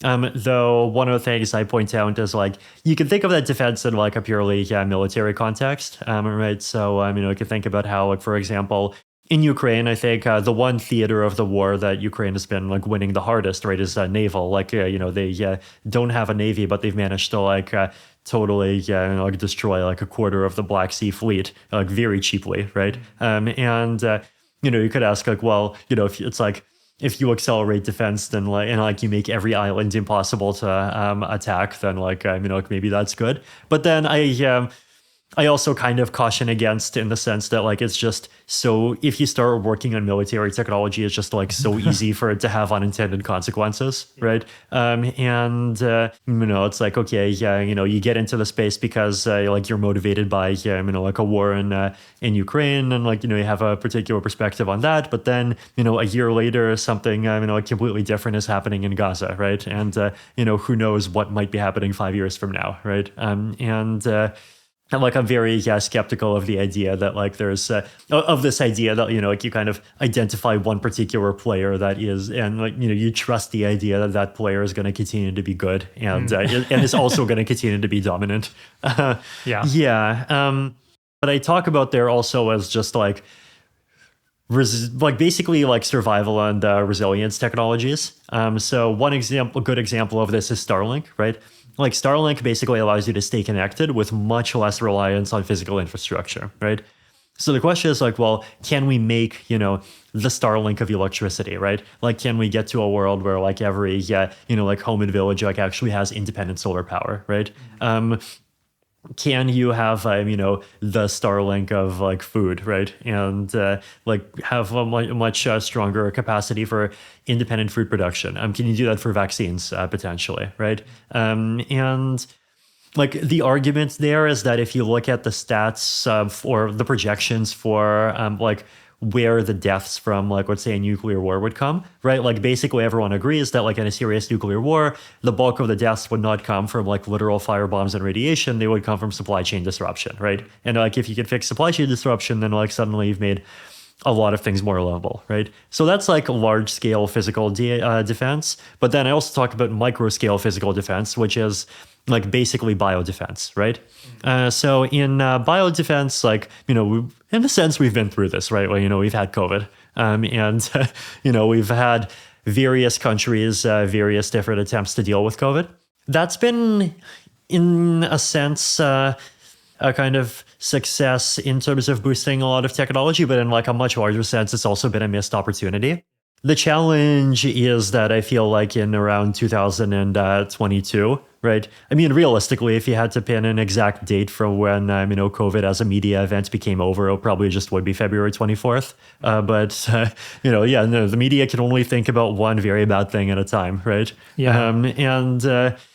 Like basically, a lot of people were, sick and tired of lockdowns. They wanted to, go back to doing just like regular human socializing, have kids in schools, actually be able to have regular lives again. And I think it's like totally legitimate to value those things so much you're willing to take percentage chances of death for it.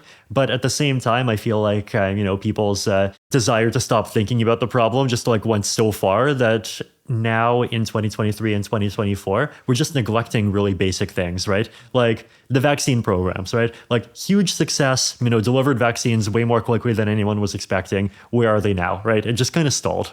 Yeah. If we look at, indoor air filtering, right? Like everyone in theory land agrees that it's cool and that it's important. And like every room, including this room, should have, HEPA or like, UVC at some point in the future. But like, where's the actual effort to make that happen everywhere, right? Yeah. And like basically, there's just like so many things that like require zero authoritarianism and like maybe at most like $5 billion of government money. And like they're not happening, right? If we can just like put some more extra intentional effort into getting some of those technologies ready, then like we'd have a world that's like much more protected against diseases, right? And potentially, like things like bioweapons, like you could imagine a future, like even if someone releases an airborne super plague, there's just lots of infrastructure in place that just like makes that much less of an event and much easier to respond to, right? Yeah, so I think just to kind of maybe, I could go through the happy story, right, of what that might look like, right? So imagine, someone releases a super plague and let's say 45% mortality rate, like R0 of 18, spreads around a lot, has a long incubation period. Like, let's give it all the A worst. real worst case scenario. Exactly. We'll like give it all the worst stats.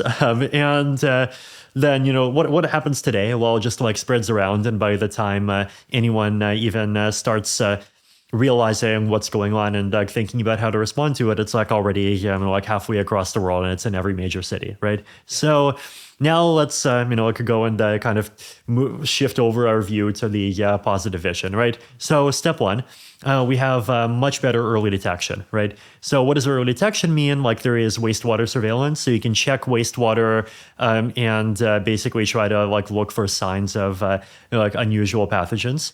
Then there is like basically, like open source intelligence on social media. Like you can analyze Twitter and like you can basically find like spikes in, people reporting themselves not feeling well. Like you can do all kinds of things, right? And with good OSINT, we might have plausibly been able to detect COVID, maybe even like a month before we actually did. The other thing is like if it's done in a way that like depends on very open source infrastructure available to anyone, there's lots of people participating, like both international, governmental, and hobbyists, and like a single government would not even be able to hide it if it's starting to happen in their country, right? So that's step one. Step two is the spread, right? The most dangerous viruses are going to be airborne. COVID, is airborne. Like almost all COVID transmission happens through the air. And imagine if in, let's say, this room, we had either HEPA filtering or, ultraviolet light or, like any one of those things, right? So what happens right now is, like I'm speaking, and if I have COVID right now, then like I'm blasting viruses at you. And, if you have COVID, every time you speak, you're blasting viruses at me, right? And the biggest danger is like not from, like the viruses just kind of like blasting out and hitting you immediately. Yeah, it's the fact that they're just like adding to the stuff that's floating around the air. And like it often takes quite a while for that stuff to get out, right? So if we have filtering, then like, you can shift from a world where sort of, the average, like nasty molecule gets taken out of the room in like, let's say an hour, to a world where it gets taken out in like a minute, right? And the rate of transmission in indoor settings, and like indoor settings are like basically where almost all transmission happens, so it just like goes down a lot, right? So if you do that, then like you can plausibly imagine like R0 going down from like 18 to like potentially, like 9 or even less or whatever, just passively, right? Then we get, like things like prophylactics and like vaccines and like that whole category of things, right?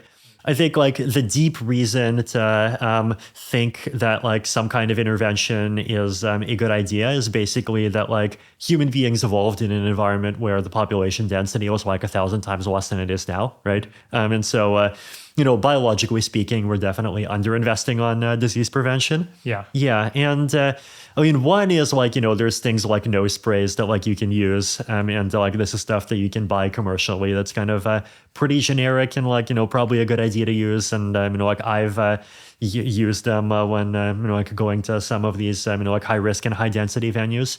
But then the other thing you can do is you can try to create a pipeline from detecting a virus and sequencing the virus to like manufacturing a vaccine that has that sequence and is targeted against a virus that you can then like use and like have that entire pipeline work within a few days, right? And in that case, it's this is one of the problems, right? With COVID, like a lot of things kind of stalled, right? But one of the challenges is sort of the first wave of vaccines, right? They reduce symptoms, but they don't really prevent transmission. And there's a lot of interest now in like nasal vaccines, right? So you can basically like, squirt them up your nose. And that's plausibly much more likely to stop transmission because, how does the COVID viruses go in? They go in through your nose, right?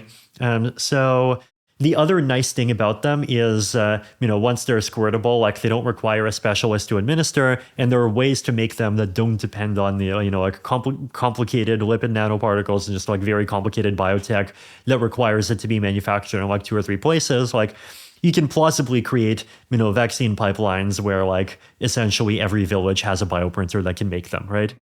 We should maybe catch people up a little bit because it's a big answer. So I guess the defensive accelerationism, it kind of highlights the idea that technology is good in general, sure, but there's some technologies make it easier for people to defend themselves from getting attacked by individuals. And some technologies lead to kind of political equilibria where there's a lot of centralization and control. That a government might be able to dominate a particular area and tax people into oblivion because that's what the military technology allows, and others allow people to defend themselves and I guess preserve liberalism and diversity. Right, so, and at the same time have like less like actual death happening. And then you kind of break these technology into 4 different clusters to highlight the different properties. One is like macro physical defense, which is kind of classic defense. I guess maybe have less to say about that because it's a big existing topic. And then there's like micro physical defense, which is this defense against bio. Exactly, basically. which is what I talked about for the last 15 minutes, right? But I think just by the way, I think to give people an idea of like how the hell I ended up getting into that space at all. Go for it. It was a bit of an accident, right? Basically, back in 2021, there was this crypto bubble that was happening, and I ended up being gifted a bunch of Shiba Inu tokens. This is a meme coin that is, of course, valuable because there is a dog. And I like gifted like a big portion of the supply. And I ended up regifting a big or like basically giving away, a big portion of what I had and burning the rest. And a big part of that went to this group called India COVID Crypto Relief. So Sandeep Nilal, who does Polygon, was a very big part in making that happen. He basically the leader of it. What ended up happening was like I was anticipating that these coins would just totally crash and burn, right? And they'd at most be able to cash out like maybe $25 million. And I thought that like, okay, there's this like very acute emergency situation in India and they have to like go and act quickly. And, like let's act quickly because if you act slowly, then like one, the COVID issue would... like the opportunity to help would be gone, but also because that was in the middle of a crazy crypto bubble, and like those coins could drop by 90% tomorrow, right? And so I was definitely acting like very hastily. But then what ended up happening was that they were actually able to cash out an entire 470 million USDC. And so what ended up happening then was over half of that money got spent by the India Crypto COVID Relief Team on some COVID response, but also some just long-term upgrading India's biomedical infrastructure. And another part went to an effort that was called Balvi, which is basically a worldwide kind of open source anti-COVID and anti-airborne disease stuff. So focusing on early detection, long COVID research, masks, like making better masks that actually work and that are actually comfortable and that people would want to wear, like at-home testing, air filtering, HEPA, UVC, just like the entire spectrum of all of that stuff, right? So like that's how I ended up, like learning about a lot of those things, right? But like that basically ended up, like actually accelerating the space by quite a bit, and so like we have access to much better knowledge about like how long COVID works and a whole bunch of other things, which are like like that stuff is still a big deal, right? Like I think it's important to remember, right, that like if you just look at like the death statistics, then it's like fair to say that COVID is just a flu, right? But like the big way in which COVID is not just a flu, and where even today it's like a step more dangerous and it's worth to continue being a step more careful, is like these long-term symptoms where like it's still being researched and it still potentially looks like there might be some pretty scary stuff happening that doesn't happen with other viruses, right? So part of that is COVID itself, and then part of that is like also the long-term DEC, which is basically preparing for the possibility of like future natural or artificial plagues that might happen in this century. Yeah. It is crazy that COVID has so highlighted that there were various different technological paths that we could go down related to purifying the air, or taking advantage of these vaccine platforms, or improving nasal vaccines, things like that. That would not just deal with COVID much more than we have, but also protect us against all kinds of threats in future, both natural and made by people. And just the support is so lukewarm. Right. It's not as if these things are getting ignored. Yeah, I'm trying to remember. I think, didn't you like actually interview like one of the experts doing this a few years back? I did, yeah. And I think the name of the episode was Andy Weber on how to make bioweapons obsolete. Yes, exactly. Yeah. I remember. Yeah, and he went through all of this 3 or 4 years ago. Yeah. And there is like governments have funded it a little bit. And I guess I know people working on it, and I know people involved in the effective altruism philosophy who are funding it. But extraordinary that we haven't really doubled down on it, given the enormous potential gains and the trivial costs, really. Yeah. I mean, absolutely. I mean, maybe this is one of those cases where like it's up to a bunch of crypto dog people to actually finish the job. It's a crazy world. Yeah. So you got WHO and you got the Coming back to the broader DEC idea. So basically, it's highlighting that. Yes, technology is good in general, but also some technologies they're not all created equal, and some allow people to defend themselves, and some just seem much more important and valuable than others. And so I suppose I've heard someone say, well, with DEC, we should also add differential technology or directional accelerationism. Yes. Who could disagree with this? It seems, are there people who disagree with this basic idea, or at least who think that this isn't a meme that should be promoted, it's misguided? I feel like everyone agrees with the idea. I think when I've gotten criticism, I think it's been two forms. One is it's like, okay, Vitalik, you paint a beautiful vision. And we have these 4 categories of defense. The 2 that we haven't talked about yet are kind of what I call, cyber defense and info defense in the world of bits, right? And like cyber defense is around cryptography, preventing computer hacking, and like info defense is around preventing, like things that we call scams and fakes and misinformation. And like I talk a lot about how there are technologies in both of those spaces that are also like very defense favoring, and that like don't assume the presence of a benevolent overlord that gets to decide for everyone else what the truth is and what the facts are. So we have this beautiful vision, but the first but is like how to actually fund it, right? Like, okay, you release this big long screed about what you should be doing, but like, what does the word should even mean? In a world where you have like a whole bunch of AI firms that seem to start off talking about how they're gonna be the ones that do the right thing by try to win the AI race, and they'll be filled with the good people and do a good job of it. And then it turns out that like 5 years later, they're actually just, these completely closed entities. And at the same time, they're also advancing capabilities in dangerous ways. And like, where's the actual alignment? There was no way to foresee it, Vitalik. It's completely unpredictable. Indeed. But does the world have a room for should when it's like when the capitalists are money motivated and the governments are like penny pinching and kind of short-term votes motivated? And then the other criticism is like, well, this is all well and good if you have 50-year timelines, but what if you have 5-year timelines, right? So I think like those are the 2 objections that we've heard. And then, of course, there's like objections to, like specific things, right? Like I'm a big fan of community notes, for example, right? And it's like one of my sort of highlighted champions as far as info defense technologies go, because it's like fact checking, but it's also democratic and like it's transparent, and there's an algorithm, and you can, look at the algorithm, and it like doesn't, like pre-insert one particular group's idea of what's good and bad, but then like there's a lot of people who are big fans of it, but then, there are also people who like think that it's been totally insufficient so far. I would have thought that the big pushback you'll get would be from folks who, in general, very positive, like the EAC-oriented folks, who say, their big worry is everything is getting shut down. Society won't let us do anything. They won't let us advance technology in almost any direction. And sure, some technologies have to be more important and better than others. Like, how could it be otherwise? But we can't do anything. So whenever there's an avenue by which we could advance things and make a big difference and push forward technology, we should just go for it, rather than being too picky about which technologies seem best and which ones seem worst. And like, your philosophy would, in practice, be exploited by people to basically say, no, we should always be doing something else, and then it would be an excuse to shut down whatever is happening now. Yeah. I mean, I think that's fair. And I think, you can always, of course, make a kind of symmetric argument, from a safety hawks point of view, which is like DAC is going to get abused by EACs by basically saying like they're the ones that are making the defensive version of the technology, right? And like, I have some sympathy for that, right? Because like within Ethereum, there's this common pattern where like I make a blog post and I say something that like this is a good thing to do. And then everyone ends up sort of re-narrativizing, like whatever they're doing anyway as being like actually about furthering Vitalik's vision.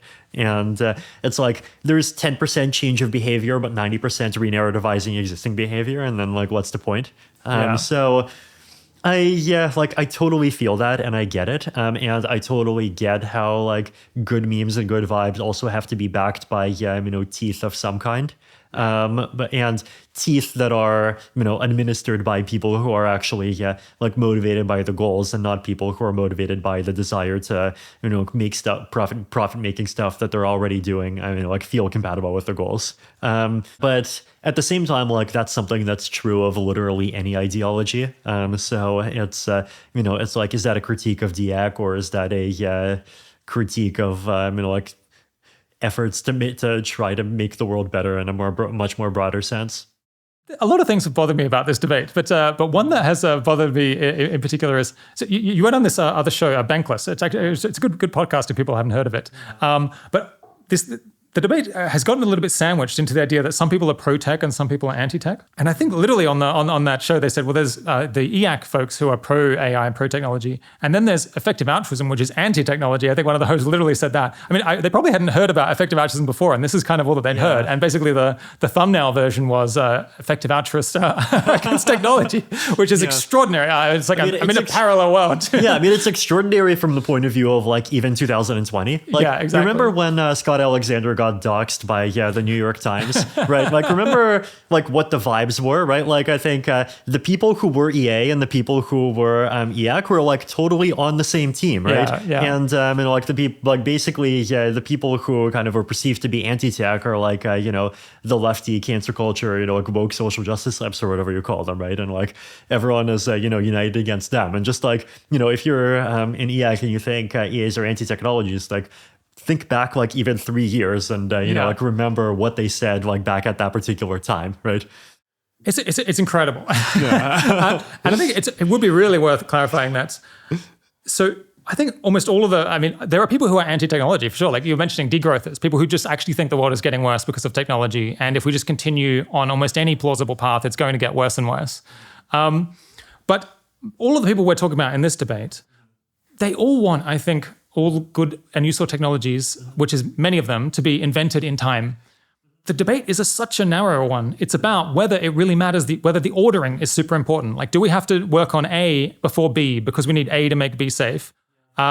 Or does it not really matter and we should just work on A or B or C and not be too fussy because the ordering isn't that important? But ultimately, like everyone wants A, B, and C eventually. Yeah, I think if I had to defend the case that the debate is not narrow and the debate like really is like deep and fundamental and like hits at the most important questions, I would say that the infrastructure to build the kind of to actually execute on the kind of pausing that EAs want probably requires a very high level of like things that we would call global government, and that infrastructure, once it exists, would absolutely be used to prevent all kinds of technologies. Including including things that, like for example, traditionally pro-tech people would be fans of, but like degrowth people would be very against. right? It's like step one, like you're banning stuff around like just a little bit of stuff around superintelligence. And it's like, okay, now, we've agreed that it's possible to go too far. Well, great. Like let's, talk about genetic engineering humans to increase our intelligence, right? Like that's the sort of thing where like actually, part of my post was like being explicitly in favor of, like things like that and saying like, no, we got to accelerate humans and, make ourselves stronger because that's, like that is key to the happy human future. But then, there's a lot of people that don't feel that way. And then, you imagine like things expanding and expanding. And like you basically might actually get the sort of world government enforced degrowth, right? Yeah. So like the question is like, does that slippery slope exist? And like, does, even building the infrastructure that's needed to like prevent this one thing, which realistically is like a very profitable thing, right? Like if you build something that's like one step below super intelligence is going to kill everyone, like you've made an amazing product and you can make trillions of dollars. Or if you're a country, you might be able to like take over the world, right? And then the kind of global political infrastructure needed to prevent people from doing that is going to need to be pretty powerful. And that is not a narrow thing, right? And like once that exists, like that is a lever that exists, and once that lever exists, like lots of people will try to gain control of it and seize it for like all kinds of partisan ends that they've had already. The sense in which people agree is that at least everyone would agree that if we set up this organization in order to control things to make AI safe, and then that was used to shut down technological progress across the board, people could at least agree that that's an undesirable side effect rather than an unintended goal of the policy. Right. Which I guess some people might be in favor of that, but yeah. It's interesting. You just said that the kind of pausing AI that effective altruists are in favor of. The crazy thing is that people who are influenced by effective altruism or have been involved in the kind of the social scene in the past are definitely at the forefront of groups like Pause AI, or who want to just basically say simple messages. We need to pause this so that we can buy time to make it safe. They're also involved in the companies that are building AI, and in many ways have been criticized a lot for potentially pushing forward capabilities enormously. Yes. It is a very bizarre situation that a particular philosophy has led people to take seemingly almost diametrically opposed actions in some ways. And I understand that people are completely bemused and confused about that. Yeah. Let's come back and fill out the quadrant. So we've got defense against big things, defense against small things. Then you had the information side rather than the physical world. Right. And then you had there's classic cybersecurity, which is defense where there's like clearly hostile actors that are doing bad stuff. And then there's information security, which is kind of defending yourself against bad information where it's harder to tell who's actually the bad folks. Yeah, do you want to maybe give examples of good work in each case? Yeah. So cybersecurity, I think, is pretty simple to understand, right? Basically, you want people to be able to do things on the internet and be safe, right? So like encryption is a basic example. Digital signatures are a basic example, right? So you can. Like I can access a website and I have digital signatures that prove that I'm actually getting the right website from the entity that I want to be interacting with, instead of like just like some hacker inserting themselves in the middle. Then in terms of the frontiers of that stuff, like I talk a lot about zero knowledge proofs, right? And zero knowledge proofs are powerful because they let you prove a lot of things about yourself, but at the same time hide like basically all of the information that you don't want to prove, right? So like one simple example of this is like here's one actual problem that hasn't really been solved well yet, right? So like I, like on my phone here, like I have a VPN and I regularly access the internet. And I find when I access it with my VPN on, a lot of websites end up like basically putting some captchas in front of me and basically saying like, hey, in theory, it's like prove you're a human by, clicking on the fire hydrants, though we know in practice the AI is probably better at identifying the hydrants than humans are at this point, but whatever. It's just like really annoying, right? And like you have to do this a whole bunch of times. And actually, it's not even just when you're behind a VPN. Like there's also this aspect of when you're accessing the internet from a country that, the rich world considers to be sketchy, right? So which includes like big parts of, Africa, Latin America, Southeast Asia. Then like you're also behind this kind of captcha wall, right? Right. And the thing that the thing that they're trying to do is basically, prove that you're not trying to denial of service attack them, right? And what if what you could do is you could make a zero knowledge proof that proves that like some metric of yourself being a unique person or like some unique actor, right? And like this proof could even be completely privacy preserving, right? So like you could make a proof that proves that you are a unique human that has a particular, could be government ID, potentially, could even be like holding some quantity of cryptocurrency if you want like a fully anonymous version, could be like a one of a few things. And you prove it in such a way that like you generate an ID where that ID is not like linkable to like your identity, but if you try to run the program twice, you generate the same ID twice, right? So you can basically prove that you are one of these like actual humans or whatever that you're whatever set of trusted actors is trying to prove, while completely hiding who you are, but at the same time like you only have a way of actually creating one of these identities, right? And so you could imagine a world where like you log into, or like you try to access one of these websites once, and then you give it this proof, and with this proof, like it knows that like, hey, like we're actually talking to someone who has an identity that is like privacy preserving, but also an identity that's like actually hard to attain, right? And like, attackers are not going to be able to get millions of them. And so like they should not force me to click on the fire hydrant, so they should just show me the website, right? Yeah, like that's one, I think, like example of cyber defense, right? Like basically, there's a lot of like these specific things that we want to like have security like assurances about, right? Sometimes there are assurances about data privacy. Sometimes there are assurances that like who you're talking to actually is who they claim to be. A lot of the time, it's like the unique human problem, right? Like I think this is something that a lot of people just like want good solutions for, right? Just like some way of proving that, an actor that you're interacting with just like is a unique human without actually having to like publicly reveal KYC information or anything like that, right? Like it's, zero knowledge identifier is fine. And actually creating the infrastructure to be able to do that.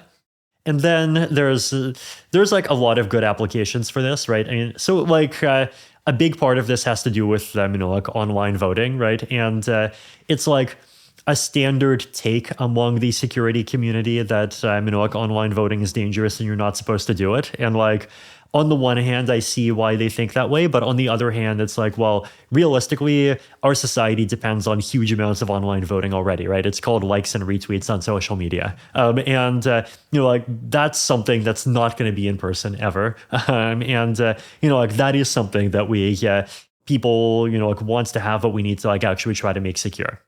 So like those are some examples of cyber defense technologies. Another really big one, I think, and this is like potentially a positive application of AI, is finding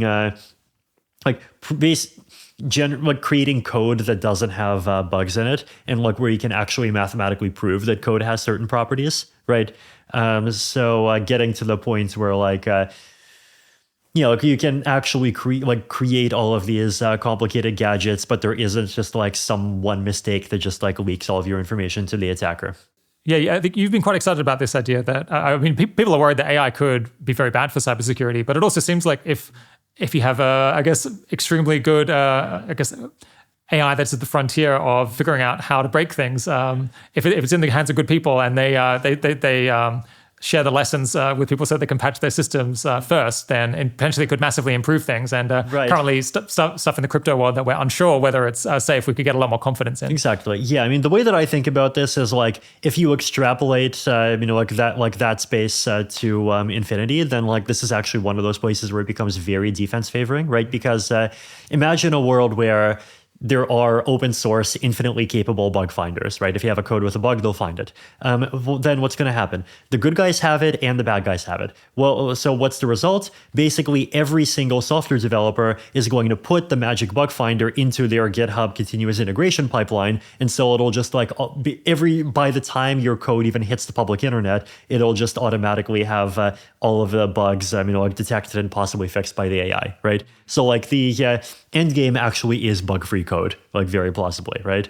Like that's obviously a future that like feels very far away right now, but as we know with AI, going from no capability to superhuman capability can happen within half a decade. So that's like potentially one of those things that's very exciting. I mean, it definitely is something that in Ethereum we care about a lot. Yeah. That reminds me of something I've been mulling over, which is, so very often the question comes with some branch of technology, in this case AI, but we could think about lots of other things. You say, is it offense favoring or defense favoring? And it can be quite hard to predict ahead of time. I guess with some things, maybe horse archery. Historically, maybe you could have guessed ahead of time that that was going to be offense favoring and going to be very destabilizing to the steppes of Asia. But with AI, it's kind of a difficult thing to answer.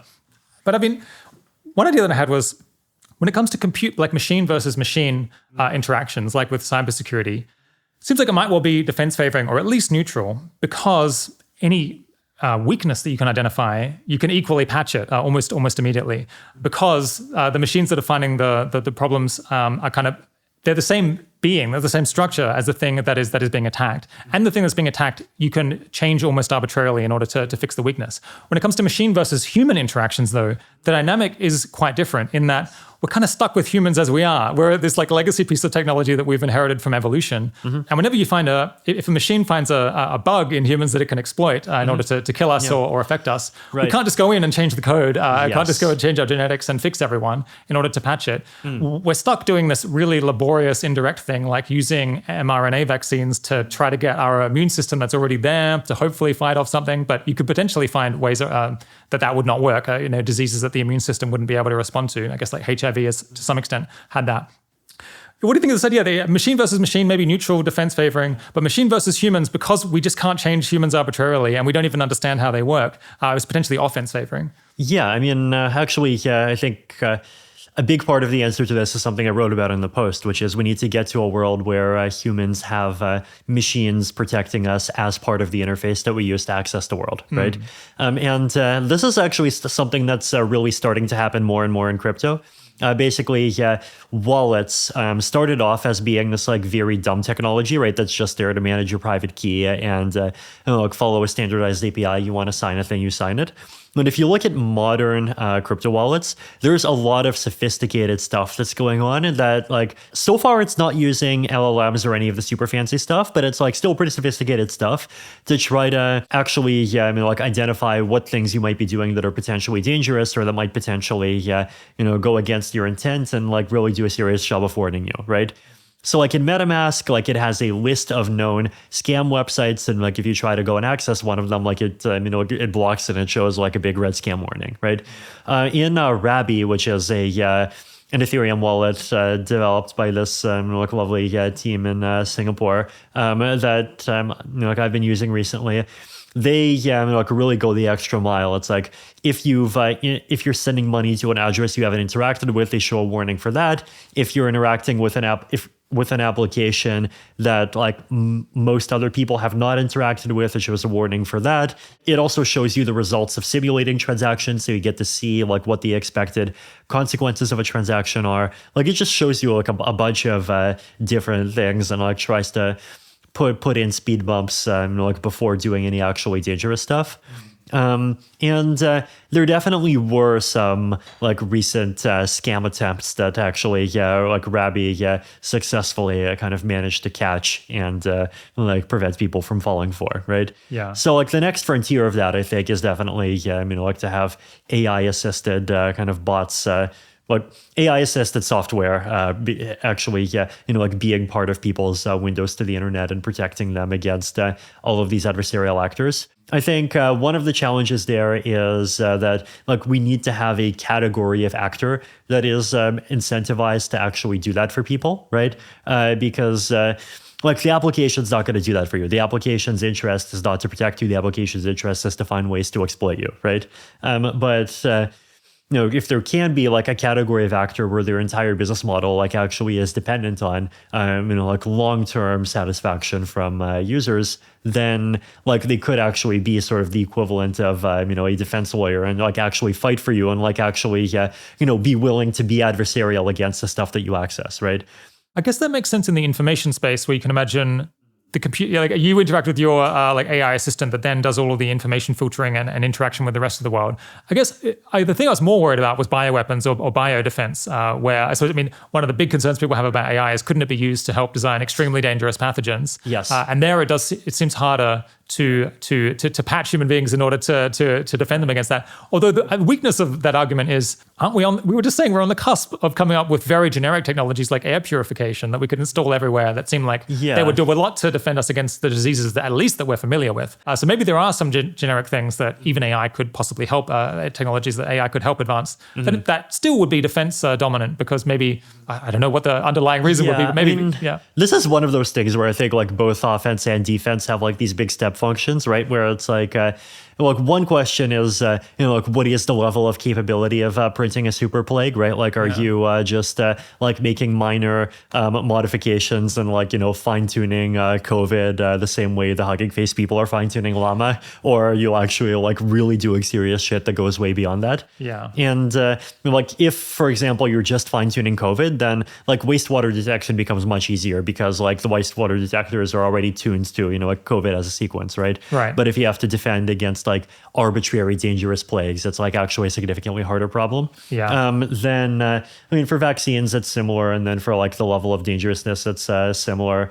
And then the step function is like, if you actually can make all of this like air purification infrastructure much more powerful, then like our zeros go way down, and like you actually get possibly some kind of upper limit there. But then, the other step function on the offense side is like, what if you go beyond biological diseases and like you figure out more crazy nanotechnology, and how do you start defending against that? And then the other step function on the bio side is like, well, if we actually do upload, then uploading is actually sort of the ultimate, like solving safety, because you can have like a continuous running backup of your mind, and like if anything happens to you, you just automatically restart somewhere else, and like it's all good, right? It's like that's a bit out there, but a fair point as well. Indeed.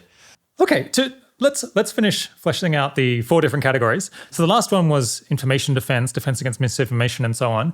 You had a great example in there, which is Twitter community notes, or I guess X community notes, it's called now. Can you explain what is so? People have had a lot of criticisms of X under Elon Musk, but one thing that it seems like people across the board seem to really like is what's happened with community notes. Can you explain what they changed and how it works now and why people love it? Sure. Maybe just to kind of reintroduce that category a bit, right? So we talk about, the world of atoms and the world of bits. In the world of atoms, you have kind of macro defense and micro defense, which is bio. And then in the world of bits, the distinction that I made there is cyber defense versus info defense. And like this is, possibly a kind of distinction, unique to myself. But the way that I think about it is cyber defense is defense where like any reasonable human being would agree, who the attacker is and who the defender is. So it has to do with computer hacking, basically, and being able to defend using algorithms, and where you can often mathematically prove, whether or not you have something that actually is defending the way it's supposed to.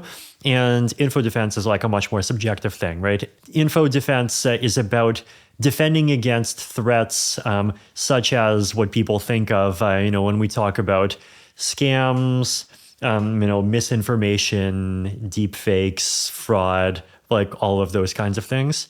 And like those are very fuzzy things, right? There definitely are things that like any reasonable person would agree is a scam, but like there definitely is a big boundary, right? Like if you talk to a Bitcoin maximalist, if you ever have any of them on 80,000 hours, they will very proudly tell you that Ethereum is a scam and Vitalik Buterin is a scammer, right? Like as far as misinformation goes, right? There's just like lots and lots of examples of like people confidently declaring a topic to be misinformation, and then that turning out to be totally true, and like them totally wrong, right? Yeah. So the way that I thought about like, a DAC take on like all of those topics, right, is basically that like one is, defending against those things is obviously necessary and important. And like we can't kind of head in the sand pretend problems don't exist. But on the other hand, like the big problem with the traditional way of dealing with those problems is basically that you end up pre-assuming an authority that knows what is true and false and good and evil, and ends up enforcing its perspectives on everyone else. and like basically trying to ask the question of like, well, what would info defense that does not make that assumption actually look like, right? And community notes, I think, is one of those really good examples.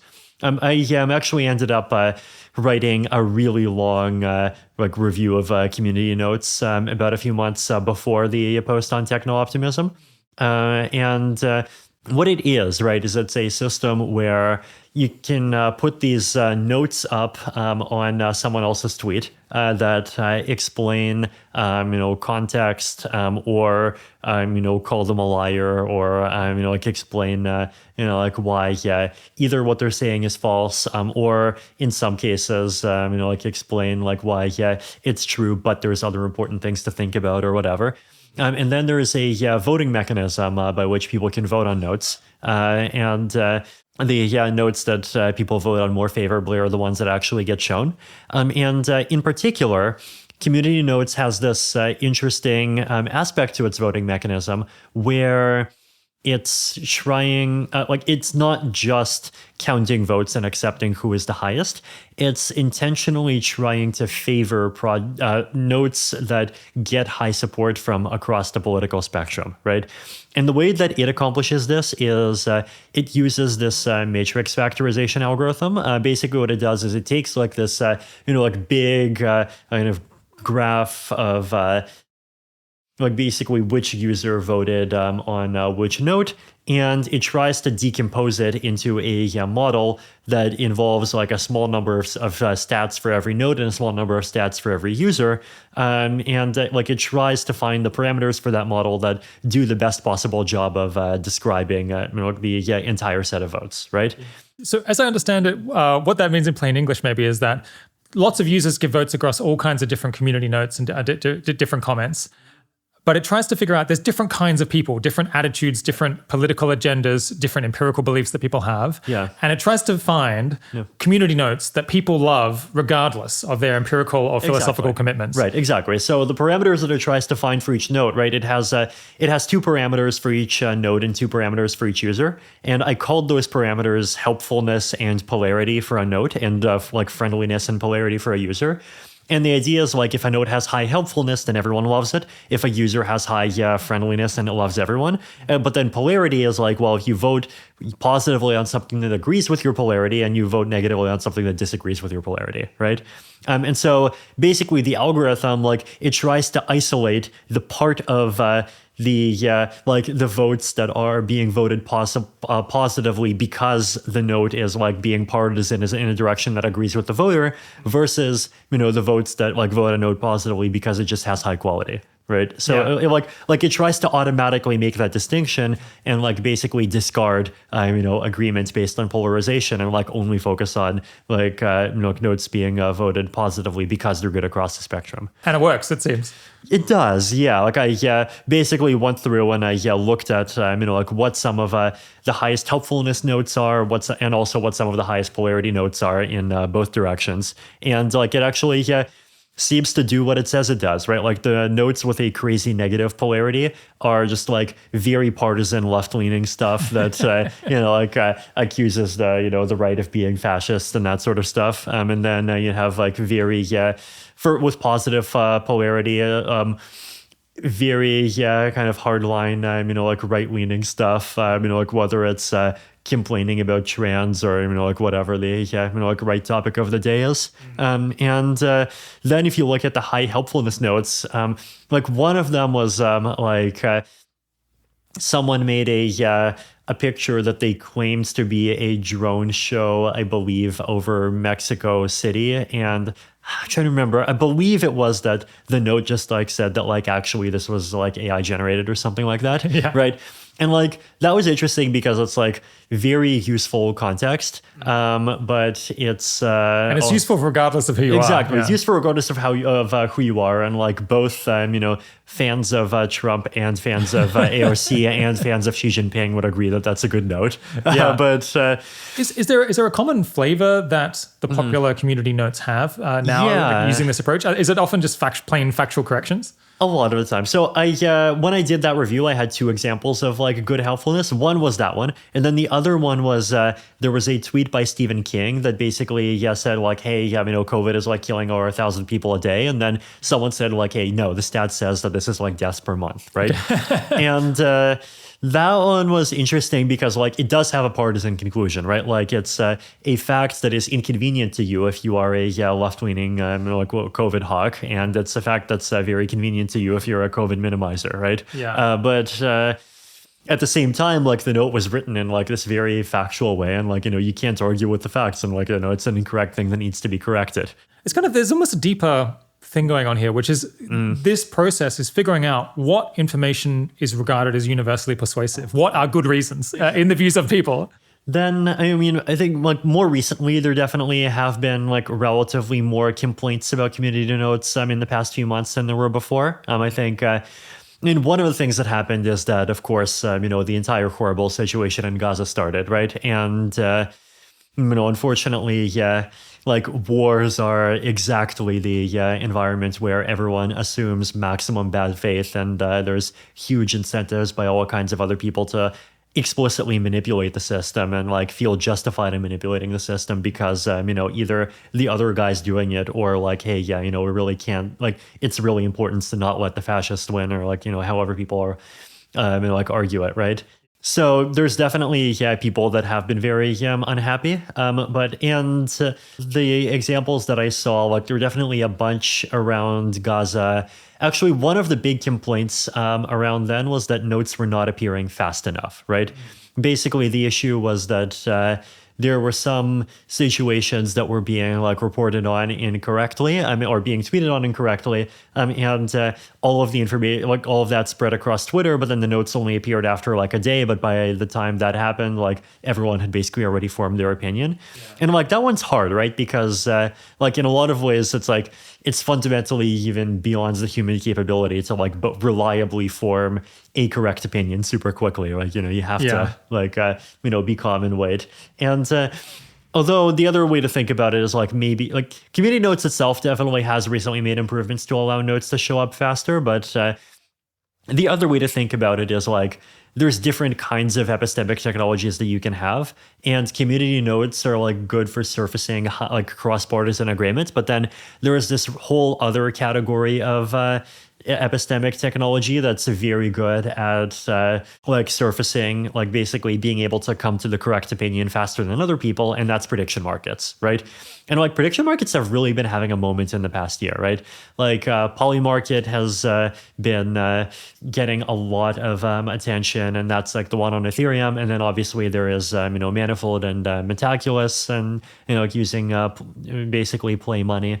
And both of those are being used much more than before. And like we're seeing those used for, like aggregating opinions about the US election, about LK99, about like all kinds of topics, right? And so like maybe you could argue that like there's some kind of like prediction markety thing that you can sort of potentially insert into community notes. Like if you had to make like a very first pass naive one, or you could just like do a thing that just says, if you vote in a way that reflects like future consensus, like after 2 days, then like your votes start being counted more, right? And that's like a way of inserting sort of a little bit of prediction marketness into this thing that by itself is like a consensus finder, right? But yeah, so like that's one of the sort of rough edges of the mechanism now, like being fast.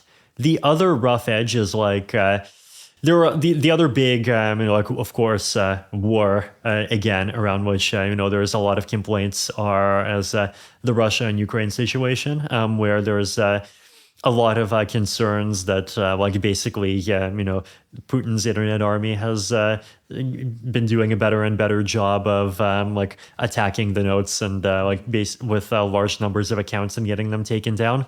And I know, like, I talk to, Jay Baxter from Community Notes regularly, and, like, he's definitely, very aware of, like, all of the problems that I mentioned, and, like, is tracking, like, how bad they are and how the mechanism can be improved. But I think there's an opportunity here to try to, like, really turn design of these kinds of mechanisms into a, like, really more proper sort of academic discipline, right? So Look, one analog of this is so in the space of quadratic funding, right? I think I don't know, last time we talked, didn't we end up talking about quadratic funding? We quite talked a bit, about it right? a lot, actually, yeah. Yeah, like it's basically, so kind of recapping briefly, right? So quadratic voting is a form of voting where you can basically express not just in what direction you care about something, but also how strongly you care about something. And it uses this quadratic formula that basically says your first vote is cheap, your second vote is more expensive, your third vote is even more expensive, and so on. And like that, it encourages you to make a number of votes that is proportional to how strongly you care about something, which is not what either regular voting or the ability to like buy votes with money does, right? And quadratic funding is an analog of quadratic voting that just takes the same math and applies it to the use case of funding public goods, right? And basically helping a community like identify which projects to fund and like directing funding from a matching pool based on how many people participate. And I created a version of quadratic funding called pairwise bounded quadratic funding. And what that does is it solves like a big bug in the original quadratic funding design, which is basically that the original quadratic funding design was based on this like very beautiful mathematical formula, like it all works and it's perfect, but it depends on this really key assumption, which is non-collusion, right? That like different actors are making their decisions totally independently. There's no altruism, there's no anti-altruism, there's no people looking over anyone's shoulders, there's no people that hack to gain access to other people's accounts. Like, there's no kind of equivalent of, World of Warcraft multi-boxing where you're like controlling 25 shamans with the same keyboard. That's, of course, an assumption that's like not true in real life. And like I actually have this theory, right, that, when people talk about kind of the limits of the applicability of economics to the real world, a lot of the time people talk about like as being wrong assumptions, either perfect information or perfect rationality. And I actually think it's true that both of those are false, but I think like the falsity of both of those is overrated. And I think the thing that's underrated is like this non-collusion assumption, right? And when actors can collude with each other, like lots of stuff breaks, right? And in the quadratic funding actually ended up being like maximally fragile against that. Basically, if you have even two participants, and those two participants put in $1 billion, then like you get matching that's proportional to the $1 billion, and they can like basically squeeze the entire matching pot out, or they can squeeze 100% minus epsilon of the entire matching pot out and give it to themselves, right? Okay. And so what pairwise bounded quadratic funding does is it basically says we will bound the amount of matching funds that a project gets by separately considering every pair of users and like having a cap on how much money we give per pair of users that vote for a project, right? Yeah. And then you can mathematically prove that if you have an attacker where that attacker can gain access to, let's say, K identities, then the amount of money that the attacker can extract from the mechanism is bounded above by like basically C times K squared, right? So proportional to the square of number of accounts that they capture. Like this sort of stuff is like it's important for quadratic funding, but I think it's going to be super valuable for a lot of this kind of social mechanism design in general, right? Because there's a lot of interest in these, like one per person proof of personhood protocols, right? But like they're never going to be perfect, right? Like you're always going to get to the point where like either someone's going to get like fake people past the system through AI, or someone's just going to go off into a village in the middle of Ghana and they're going to tell people like, hey, you guys scan your eyeballs into this thing and like I'll give you $35. But then I'm going to get your WorldCoin ID. And then now, like I've bought an unlimited number of WorldCoin IDs for $35 each, right? And, guess what? Like Russia's already got lots of operatives in Africa. And like if WorldCoin becomes the Twitter ID, they're like totally going to use this, right?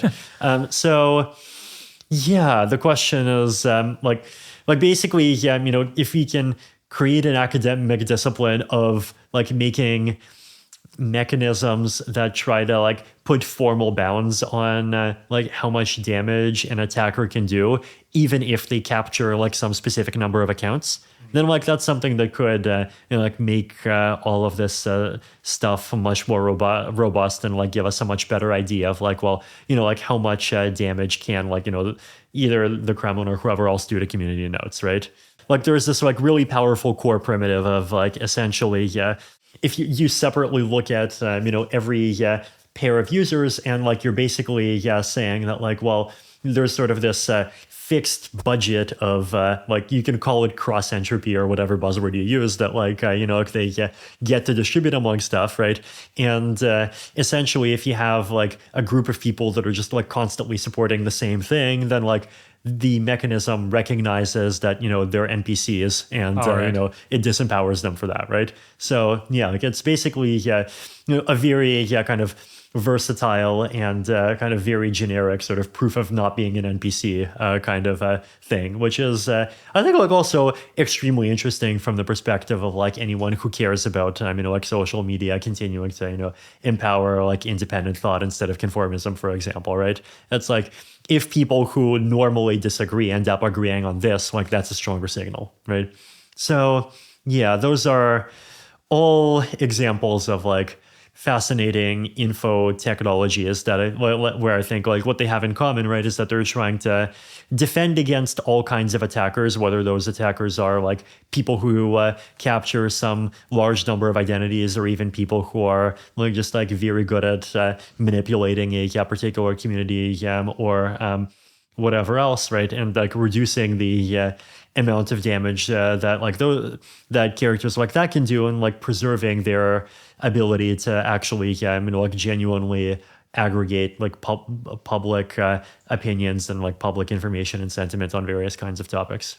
One of the smarter responses I saw to your essay, or at least like smarter, somewhat skeptical responses, was from Wei Dai. I'm not sure how you pronounce his Wei name. Dai. Wei Dai is a somewhat famous cryptologist and computer scientist. I think we'll link to his reactions, because he had a bunch of different ideas. But one of them was to say, you're basically agreeing with your framing, but responding that AI, unfortunately, is just probably offensive rather than defensive by nature. And he gave a couple of different reasons for that. But one of them was, in his view, it's going to lead to an explosion of technological progress across all kinds of different avenues, because we should just expect it to be a much better scientist than we are. And then, unfortunately, if any one of those lines of research is offense-dominant, then that could by itself be sufficient to cause human extinction, or to cause like a massive destabilization of the world. Yeah. And so unless we get super lucky, and for some reason every technology tree that it goes down is defense-dominant, then in fact it's destabilizing of the current situation, which is reasonably, at least like not super offense-dominant. What do you make of that argument, that I guess this is just another reason to think that AI might be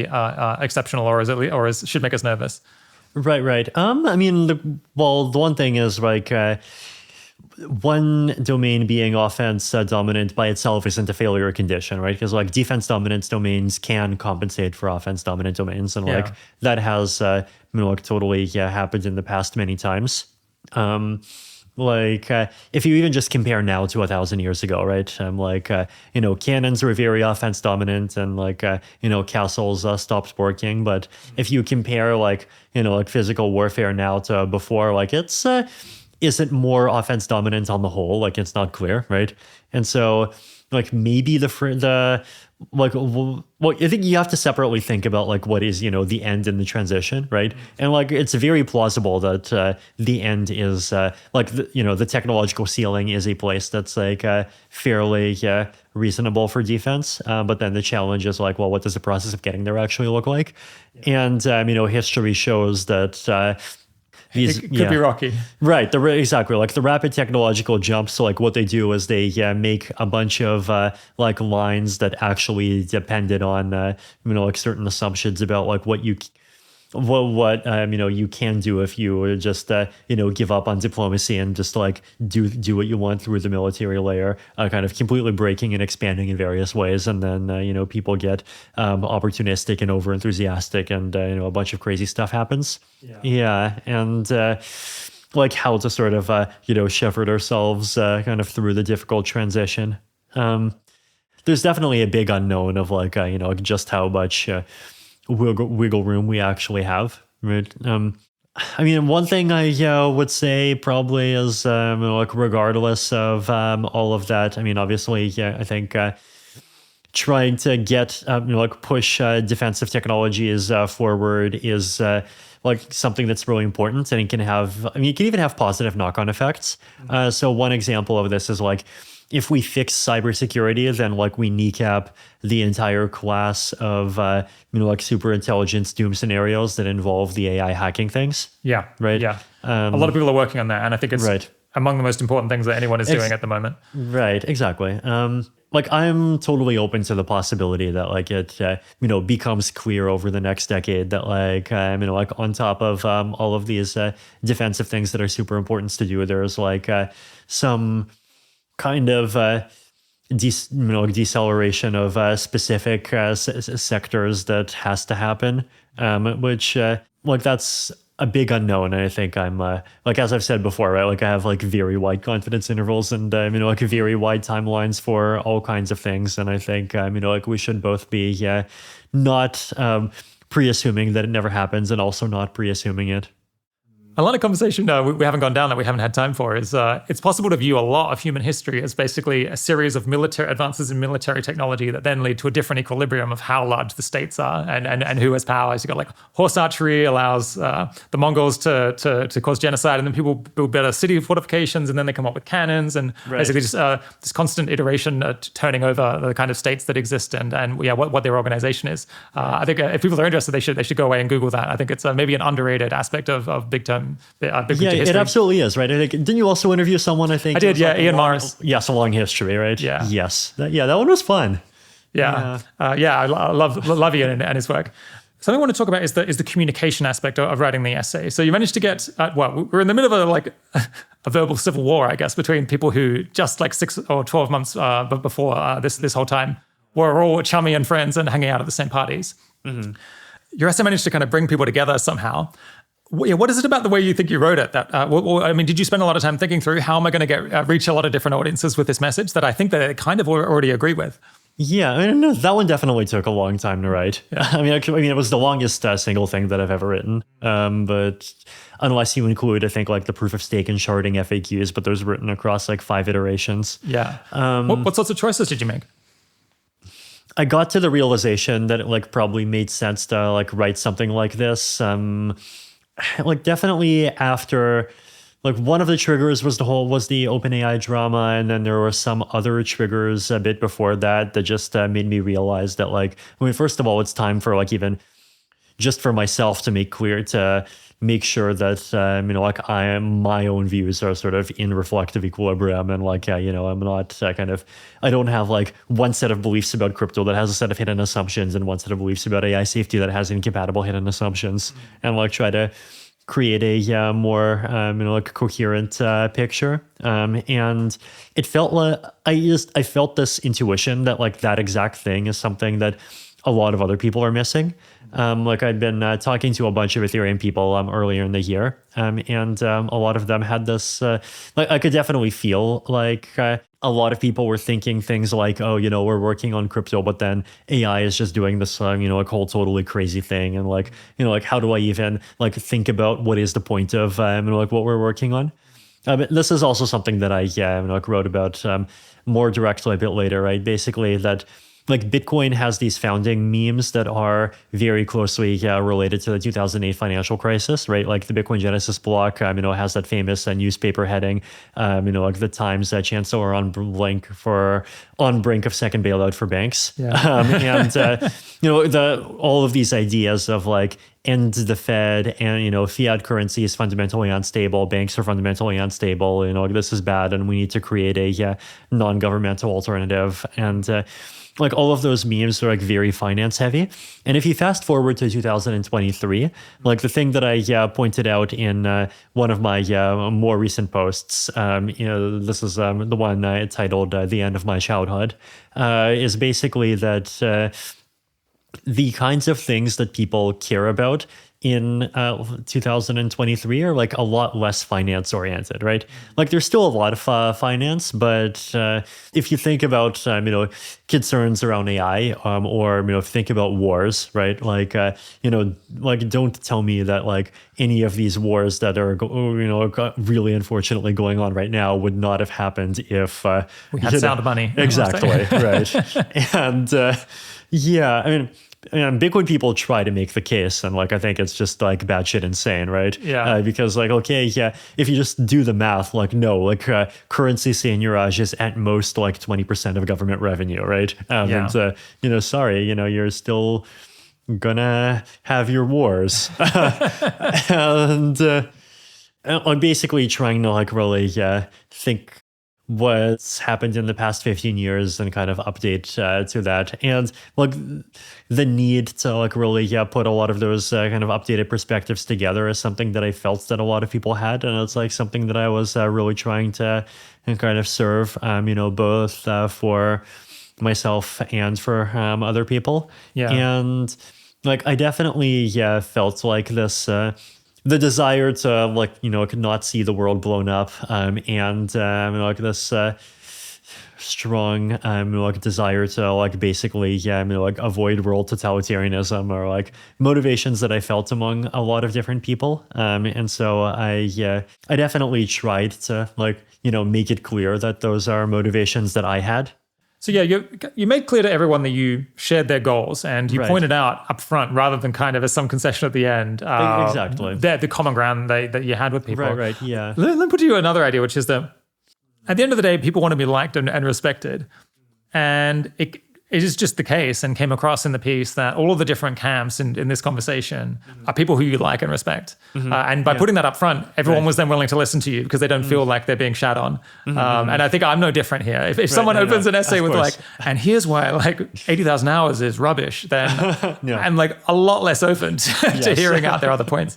Yeah, no, absolutely. Like I definitely, intentionally tried to kind of present this as a middle path forward. And I mean, the style of writing was definitely kind of intentionally, paralleling my thought process, which is definitely a fairly new style for myself in my writing. Like it's like speaking in first person is not like a thing that my blog post did 5 years ago, but it's a thing my blog posts do more of today. Like trying, like really, hard to, see the good in people, and like it does feel like my own role in a lot of this stuff is like somehow converged into like being this weird kind of diplomat, which is like fascinating, and like I'm not representing a country. I mean, am I even representing a blockchain? Well, not even necessarily that too. Right. Is it a role you enjoy? It's a role you're good at, I think.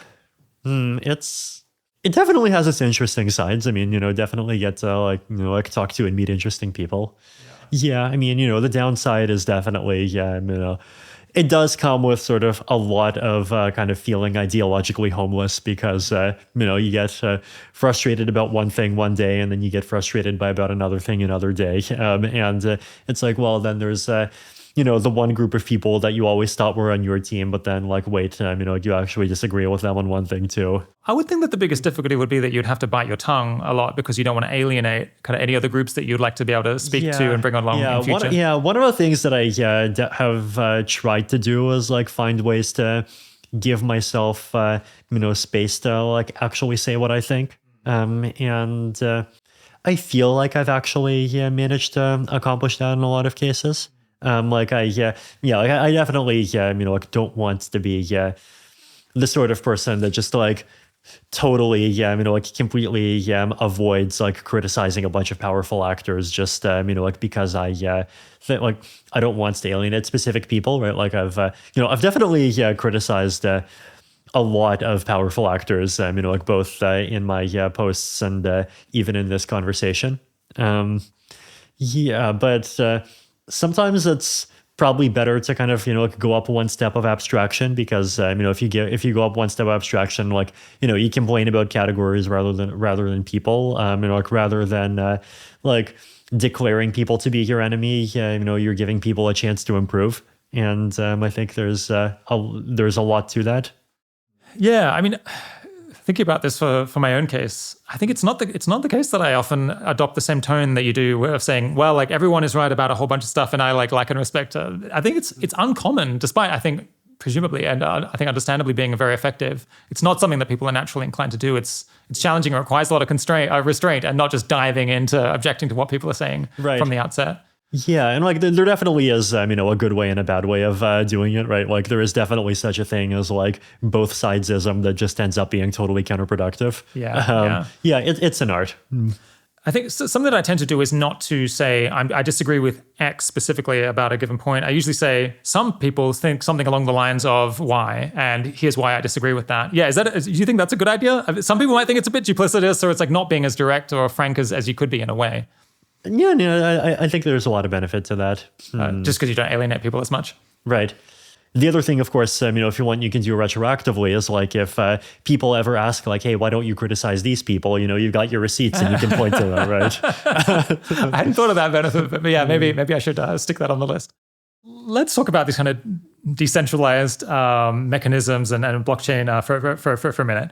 I think when we last spoke about this back in 2019, I said, I guess I first learned about Bitcoin and that whole cluster of technology back in 2013, but I kind of had consistently been a little bit disappointed or underwhelmed by the practical applications that had appeared. There was stuff in finance about remittances, stuff maybe about insurance or prediction markets, but in terms of like the real economy, the physical economy, it seemed like there hadn't been that many applications, and maybe it just hadn't had the social impact that I had originally anticipated that it might. And I think, you said back then, a lot of the people who are kind of famously bearish on blockchains aren't following the space as it's going to be in 5 years, and all the newer developments that have been happening there. I think there really are a lot of things coming down the pipeline that can really help to solve a lot of those problems. And it is 5 years later, so I can kind of ask the question. I guess I don't follow things super closely. So is there stuff going on that I should be really excited about? Yeah, I think from a technology perspective, the big things that have happened over the last 5 years are basically that like scaling is much closer to actually being solved. And so this is being able to handle much more transactions, exactly, or much more stuff on the chain. Yeah, like I think the big thing that made blockchains like completely unviable for like everything that's not $3 million monkeys back in the 2019, 2021 era is basically that transaction fees were super high. And now, we have these layer 2 protocols, and actually a week after this recording, there's going to be the Denkun hard fork, which is going to enable this upgrade called proto-dank sharding that like basically adds to Ethereum a bunch more data space that some of these layer 2 protocols could use, which basically increases their scalability and makes them much cheaper. So scalability, a lot of progress there. And then the other big thing is zero knowledge proofs, right?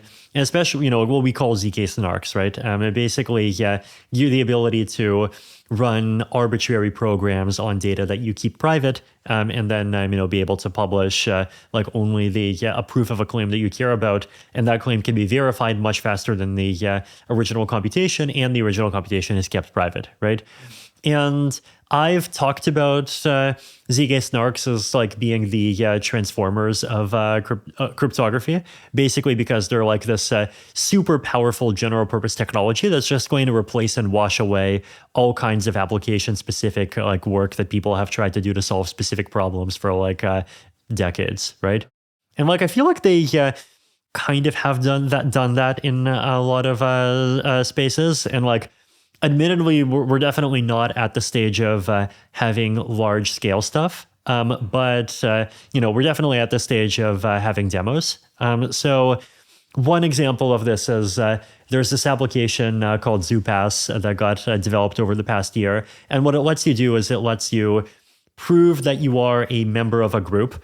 So like one of the proofs that I can make is proof that I am a member of the set of people who were able to access the co-working space as an attendee of DevConnect, which was our annual conference. And that proof does not reveal which member I am, right? So it's like one of these, one per person without revealing anyone else kind of gadgets. There's like an in-person version where you can make a QR code that is a proof that you can verify. And then there also is an online version where you can use this to sign into things, right? So you can sign in, and there are kind of decentralized Twitters or anonymous Twitters where you can only participate and vote if you're kind of within this group. And there's like a bunch of various community forums. So there's like stuff at the level of demos that's definitely happening with zero knowledge proofs.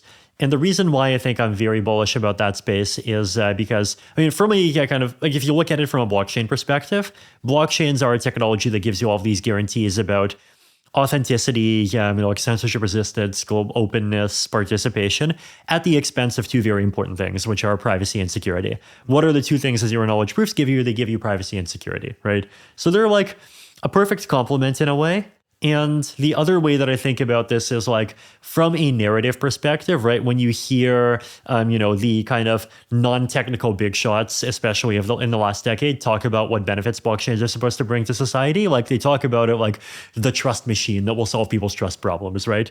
And like, this is sort of, very airy-fairy kind of narrative level, language that like I'm sure you've heard countless times, right? Yeah. And but then if you start thinking about the question of like, well, what actually are the specific trust problems that people have? Like a lot of the time people are not literally afraid that like Google is going to go in and edit your spreadsheet, right? But they are afraid of privacy. There's especially a lot of concern around privacy in Europe, for example, right?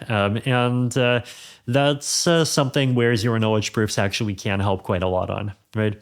I think if I had to like give one example of an application that's like not even prototype stage, but that's like actually being kind of widely used, that's not financial, I would probably say like the decentralized social media space and especially Farcaster.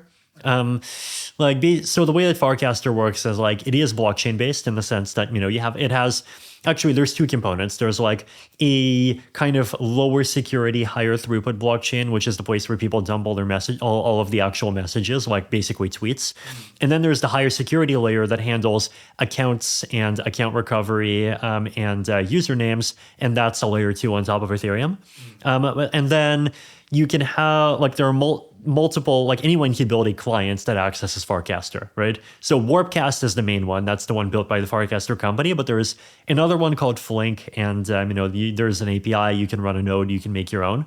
And so like it actually does the thing where you can basically have one client that makes the content look like a Twitter. You have another client that makes the content look like a Reddit. And then if you wanted to join in, as a developer, because like you decided that Warpcast has become evil and you want to replace it, then like you don't have to fight for the network effect from scratch, right? And like this is supposed to be the big headline benefit of openness, right? That like you create an open protocol, everyone builds on the open protocol, and so if you want to build an alternate implementation, like you don't have to start from scratch. You can just like benefit from all of this existing infrastructure. It's all decentralized. It's not like dependent on any specific company, right? Yeah. So like it actually works and like people actually use it. And like there's lots of people that go and post stuff and like they're clearly posting there because they enjoy it and not just, because of crypto idealism. Okay. Yeah.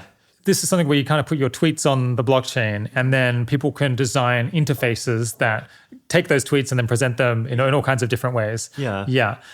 I guess, so once everyone was on there, then you wouldn't have the problem of the network effects because you could just design a different front end to access the information. Yeah. But I guess it faces the issue that now it's hard to get people to switch because they're already locked into into X or whatever it might be. Well, I mean, the interesting thing about X, of course, right, is that, Elon has definitely done, a lot to give people reasons to want to look for alternatives. Yeah. There's a bunch that people have tried to do, right? But like I've ended up exploring a whole bunch of them, and I've spent a bunch of time on Mastodon, spent a bunch on Blue Sky. The one I haven't properly explored yet is Threads, and I've been told that like Threads is actually pretty successful, though that's because it's got the Zuck network effect. So you got the Kong to fight the Godzilla, but. I think one of the reasons why Farcaster has been more successful than like all of the others is basically because what happens is what I personally feel is like a lot of the alt Twitters, they have this kind of oppositional culture where like they're motivated by full of people who are angry about Twitter. Exactly. Where like the defining ideology is like, Elon and like things that are things that Sentence to Vec would give high cosine similarity with Elon, to put it in tech terms, are bad, right? Things that have similar vibes in less technical terms that mean the same thing are bad, right? Yeah. And the thing that I've like personally learned is that these like oppositional cultures are unhealthy, and like I think that's true regardless of whether or not the thing that they're opposing is good or bad. Yeah. The example that I have from my own experience is the whole like Bitcoin block size civil war that led to the split between Bitcoin and Bitcoin Cash. And like on that whole issue, like I always favored the Bitcoin Cash side, right? Like I believe that, big blocks are, and still believe that big blocks, like would have been the saner direction for Bitcoin to go, right? And they just ended up totally, gimping themselves by taking this kind of convoluted soft fork approach, right? But at the same time, it's also true that, when Bitcoin Cash split off to do the big block thing, that community was like in many ways an angry and unpleasant one. And it's full of people who split off because they were angry about how things were. And then Craig Wright was able to like basically come in, right? And so Craig Wright is like, you can think of him as being like kind of a Donald Trump figure in some ways, but he is a figure that just kind of is like comes in and like takes and is able to plug into a lot of kind of inchoate resentments that people have and like turn that into a big movement. I feel this is an explanation of why the kind of new atheist skeptics movement struggled after a while, which is it's just hard to build a thriving, fun community around people are wrong and something doesn't exist. Yes. And I guess that, I suppose this might be a slight warning sign for the pause AI folks that in as much as you're building a community just around opposing people doing something that might lead to an unhealthy, frame of mind relative to having some positive agenda that you want to build. Yeah, I think that's true. I think, like obviously, I imagine from their side, like, they probably want to have a big tent and, like tie into a lot of people's various discontents about AI. And it's like, in the short term, it's easier to agree on what you're against than it is to agree on what you're for, right? But there's definitely lots of evidence that like eventually the time comes to talk about what you're for, and that's where the big schisms happen. Yeah, just coming back to blockchain, crypto, how much impact it's had. Mm-hmm. I guess I'm in an interesting situation where I'm open to the idea that it could be really important, really impactful, and maybe just like the time when it's going to affect the real economy hasn't come quite yet. We just have to wait for the technology to advance more and people to figure out the applications. Yeah. But I suppose after like many years of seeing, so it's cool that it could be used to kind of replace X or do a different front end. But I think it's still kind of it still feels like it's falling short of the dreams that people have. The people involved in radical exchange, I think, want to see these decentralized mechanisms applied through the economy, through politics, everywhere. And the uptake has not been that great. Right, this is true. Yeah. I think if you wanted to kind of make a bull case for kind of crypto as a generator of ideas that have massively changed society, I think there are things that you can point to outside, like that are formally outside of crypto, but are plausibly very inspired by it, right? Yeah. So one of them is, the recent Reddit IPO and how they've recently announced that they want to give basically let active contributors to Reddit, like people who have a very strong, history of like being moderators, very active posters and things like that, participate in the IPO at the same rate as institutional investors. And that's something that is like amazing and achieves all these beautiful dreams of democratic ownership. And there's a strong case that that's like very inspired by the existence of crypto. Yeah. Then even with community notes, you can argue that there's like very similar ideals that are involved. I think there definitely is a kind of medium crypto pessimist case. You could argue that basically crypto ends up being sort of simultaneously this kind of idealism engine that ends up prototyping a whole bunch of these super interesting things in like both mathematical tech and social tech, but then whenever they end up getting mainstreams, they get mainstreamed in sort of a more boring form that makes a lot of compromises to legacy stuff. But then at the same time there's like this other half of crypto which is basically like dog coins and people making money off of dog coins, and when that happens, they pay transaction fees, and the transaction fees do also fund the zero knowledge proof researchers. That's that's a fair case, right? And this is definitely one of those kind of we shall see things.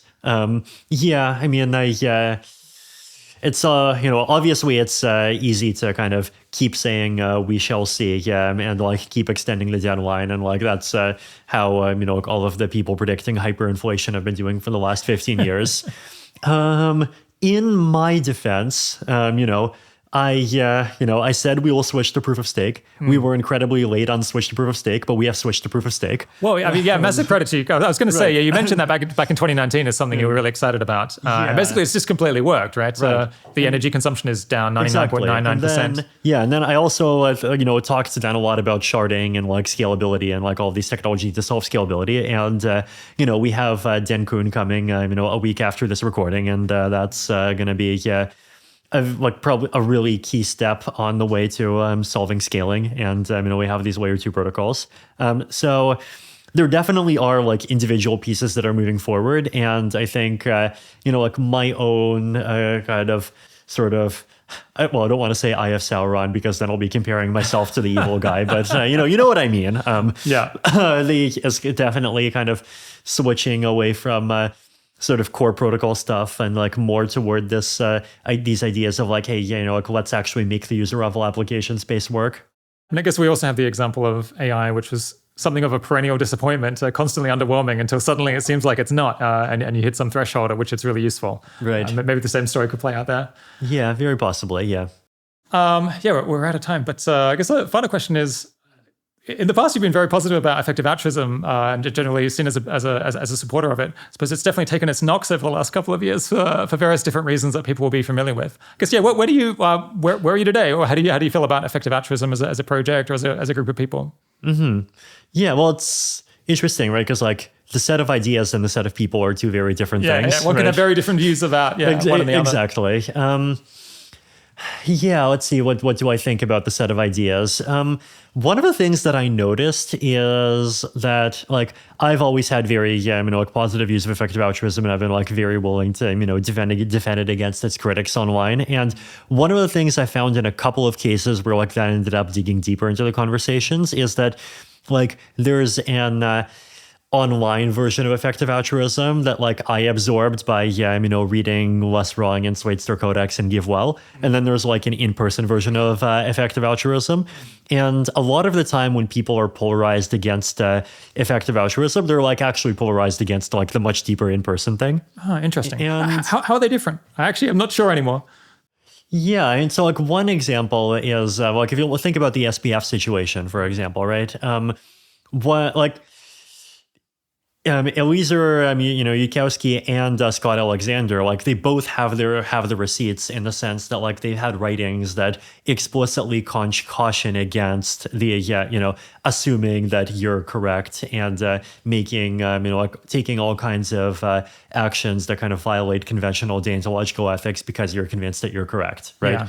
Like that's a thing that Scott Alexander has like very explicitly written about, and like the importance of the meta level as opposed and like thinking at the meta level and thinking about principles as opposed to the object level, and like you are right, therefore you're entitled to just break the rules. Exactly, break like all of these rules. And like that's the sort of stuff that I definitely really deeply absorbed.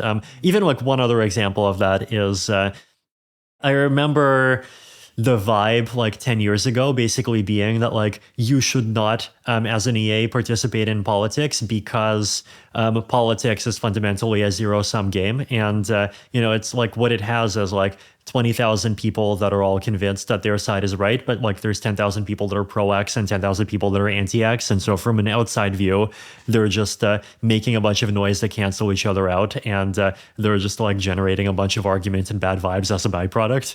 And so basically fully staying out of controversial politics and like just shutting up and donating bed nets is like the good thing, but then if you look at SBF's actions, like he massively invested in all kinds of political donations, and like from what we can tell broke a whole bunch of rules in doing that, right? Like that style of effective altruism is definitely not the style of effective altruism that I imbibed, where like the criticism there is like, well, like I remember the arguments being that effective altruists were criticized for not doing enough of like systemic change and just focusing on donating to give the bed nets. But then now you have SBF that's like realistically doing systemic change, but like doing it in this like very, horribly. exactly unilateral and awful way, right? And like it feels like like the thing that SBF is that got criticized is like a very completely different class of thing from the thing that I personally imbibed. Another example of this, I think, is like the super focus on AI, right? Like that's a thing that's definitely stronger in AI, like I guess Berkeley circles than it is in like internet AI circles, right? Because like GiveWell still exists, right? And like when I It's actually enormous, yeah. yeah, like and like when I got the Shiba tokens in 2021, like I fully identified as EA then, and I was fully on board with defending the EAs against like all of the various Twitter criticism. But like at the same time, like if you look at like where I gave those donations, like it was just like a pretty broad spray across a bunch of things. Like the largest share of which had to do with global public health, right? Yeah. And like that's a very like kind of internet EA take, but definitely not a Berkeley take. So yeah, like there's these two different versions, right? And I guess I definitely still believe the milder internet version. I mean, I'm sure you remember my blog post about like concave and convex dispositions, right? And how I identify with the concave side, and like a lot of the time, my philosophy toward life is to kind of half-ass everything, right? Like my philosophy toward diet is like, okay, some people say that, keto is good. Like, fine, I'm going to, like not, like drink sugar anymore, and I'm going to reduce my carbs. Some people say plant-based is good. Okay, I'm going to eat more veggies. Some people say intermittent fasting is good. Okay, yeah, like I'm going to try to either skip breakfast or skip dinner. Some people, say caloric restriction is good. Well, that one I unfortunately can't do because my BMI for a long time was in the underweight range, and I think it's like finally at the bottom end of the normal range. And like like some people say exercise is good. Okay, like I do my running, but like I also don't run every day. I have a personal floor of like 120K run a month, and then I do what I can beyond that. So like basically, like half-ass every self-improvement philosophy, that seems sane at the same time is like my approach. And like my approach toward charity, I guess, is also a kind of, half-ass every charity philosophy at the same time. And like, this is just like the way that I've operationally just like always approached the world. Yeah. So moderation in all things. Exactly. I think that's from a Scott Alexander blog post. Right. Well, yeah. Well, he's got the even more fun blog post where like the top level is sort of moderation versus extremism, and then the second level is are you moderate or extreme on that divide, and then you keep getting even further, and you have weird things like you have gods with names like I think Maloxo7W was the name of one of the gods, which is like chosen because it has like if you write it in capital letters, it has like rotational symmetry. So that was fun. But I guess I believe that. I also still totally believe the core effective altruist ideas of like even like basic stuff like a scope, like scale is important, and like like a problem that affects a billion people is like 1,000 times a bigger deal than a problem that affects a million people. And like the difference between a billion and a million is like the difference between like a tiny light and the bright sun. At the same time, like I definitely have this kind of this rationalist like this old, I guess, or you might say, like Scott Alexander Yudkowskian mindset of like remember the meta layer, and don't just like act as though you're correct. It's like act in ways that you would find acceptable if the opposite team were acting, and that's a thing that's definitely informed my thinking all of the years. Yeah, like those ideas have like always been like part of my thinking, and I feel like they've stood the test of time. Right. Like I feel like, if you look at either the SBF situation or, like probably, even the OpenAI situation, right? Like that's like those are not examples of people, acting in ways where they'd be comfortable with their worst enemies acting the same way. Right. Yeah. It's like I mean, the other way I think about it is like, there's the two regimes where one regime is the regime where basically you can only do good. And like, I think bed nets are one of those. And then like there's a couple of people who argue like, oh, what if they get wasted and if they, like pollute the rivers. But like realistically, I guess like that's a generally understood to be a weak criticism. Yeah. It was interesting, like, seeing people who are normally in favor of EACing everything, like not being EAC on the bed nets. But the other side of that, right. The other regime is like the regime where it's like so easy to like accidentally cause actions that cause harm, and where like it's hard to even tell whether or not something that you're going to cause is like on the whether or not the total impact of what you're going to do is like on the right side of zero. And like, there's totally different moralities that kind of like apply there, right? Yeah. Yeah, like the way, like one example of that is like in the you can only help regime, right? It's like, you want to like just like go off to, to the far off regions and like help the poorest people because that's, the people where you can benefit the most people for the least resources, right? But if in this regime where like it's, you can easily cause harm, then it's like, well, if you go into this far away, like region where you don't understand the local context, like you're more likely to actually have a result that's on the wrong side of zero, right? And so if you kind of follow the the time-worn conservative ideals of focusing on your family and country, then like you can see the kind of the wisdom of that, right? Like if you're super aware of the context, then like your actions are more likely to have an impact on the right side of zero if like that's the only thing that matters. Yeah. And like there's wisdom in knowing which regime you're in, and kind of adjusting your mentality appropriately. But yeah, so I guess it is totally very easy to take a lot of those ideas too far, and like I definitely totally caution against like even AI safety people assuming that because they're right, they have the rights to just like go and break the glass and just like do do things that they would not accept anyone else doing under similar circumstances. Yeah, hard agree. Yeah. I guess we're hopefully all getting wiser as we get older, one massive screw up at a time. My guest today has been Vitalik Buterin. Thanks so much for coming on the 80,000 Hours podcast, Vitalik. Yeah, thank you so much, Robert. So, as I briefly mentioned in the intro, we're hiring for 2 new senior roles, a head of video and a head of marketing. You can learn more about both at 80,000hours.org/latest if you want to go check them out now. These roles would probably be done in our offices in central London, but we are open to remote candidates and can support UK visa applications as well. The salary would vary depending on seniority, but someone with 5 years of relevant experience would be paid something in the order of £80,000. So the head of video role involves being in charge of setting up a new video product for 80,000 hours. You won't be shocked to hear that people are spending a larger and larger fraction of their time online watching videos on video-specific platforms.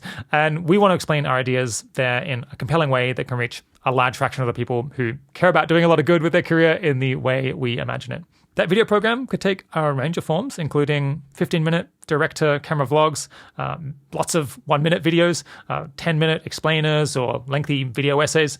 The best format would be something for this new head of video to figure out for themselves. Separately, we're also looking for a new head of marketing to lead our efforts to reach our target audience at a wide scale by setting up and executing on a strategy, managing and building a team, and deploying our yearly budget of around $3 million. We currently run sponsorships on major podcasts and YouTube channels, as well as targeted ads on a range of social media platforms, which has, in aggregate, gotten hundreds of thousands of new subscribers onto our email newsletter, among many other things. I'm told that we mail out a copy of one of our books about high-impact career choice every 8 minutes. So certainly the potential to reach many people is there if you do that job well.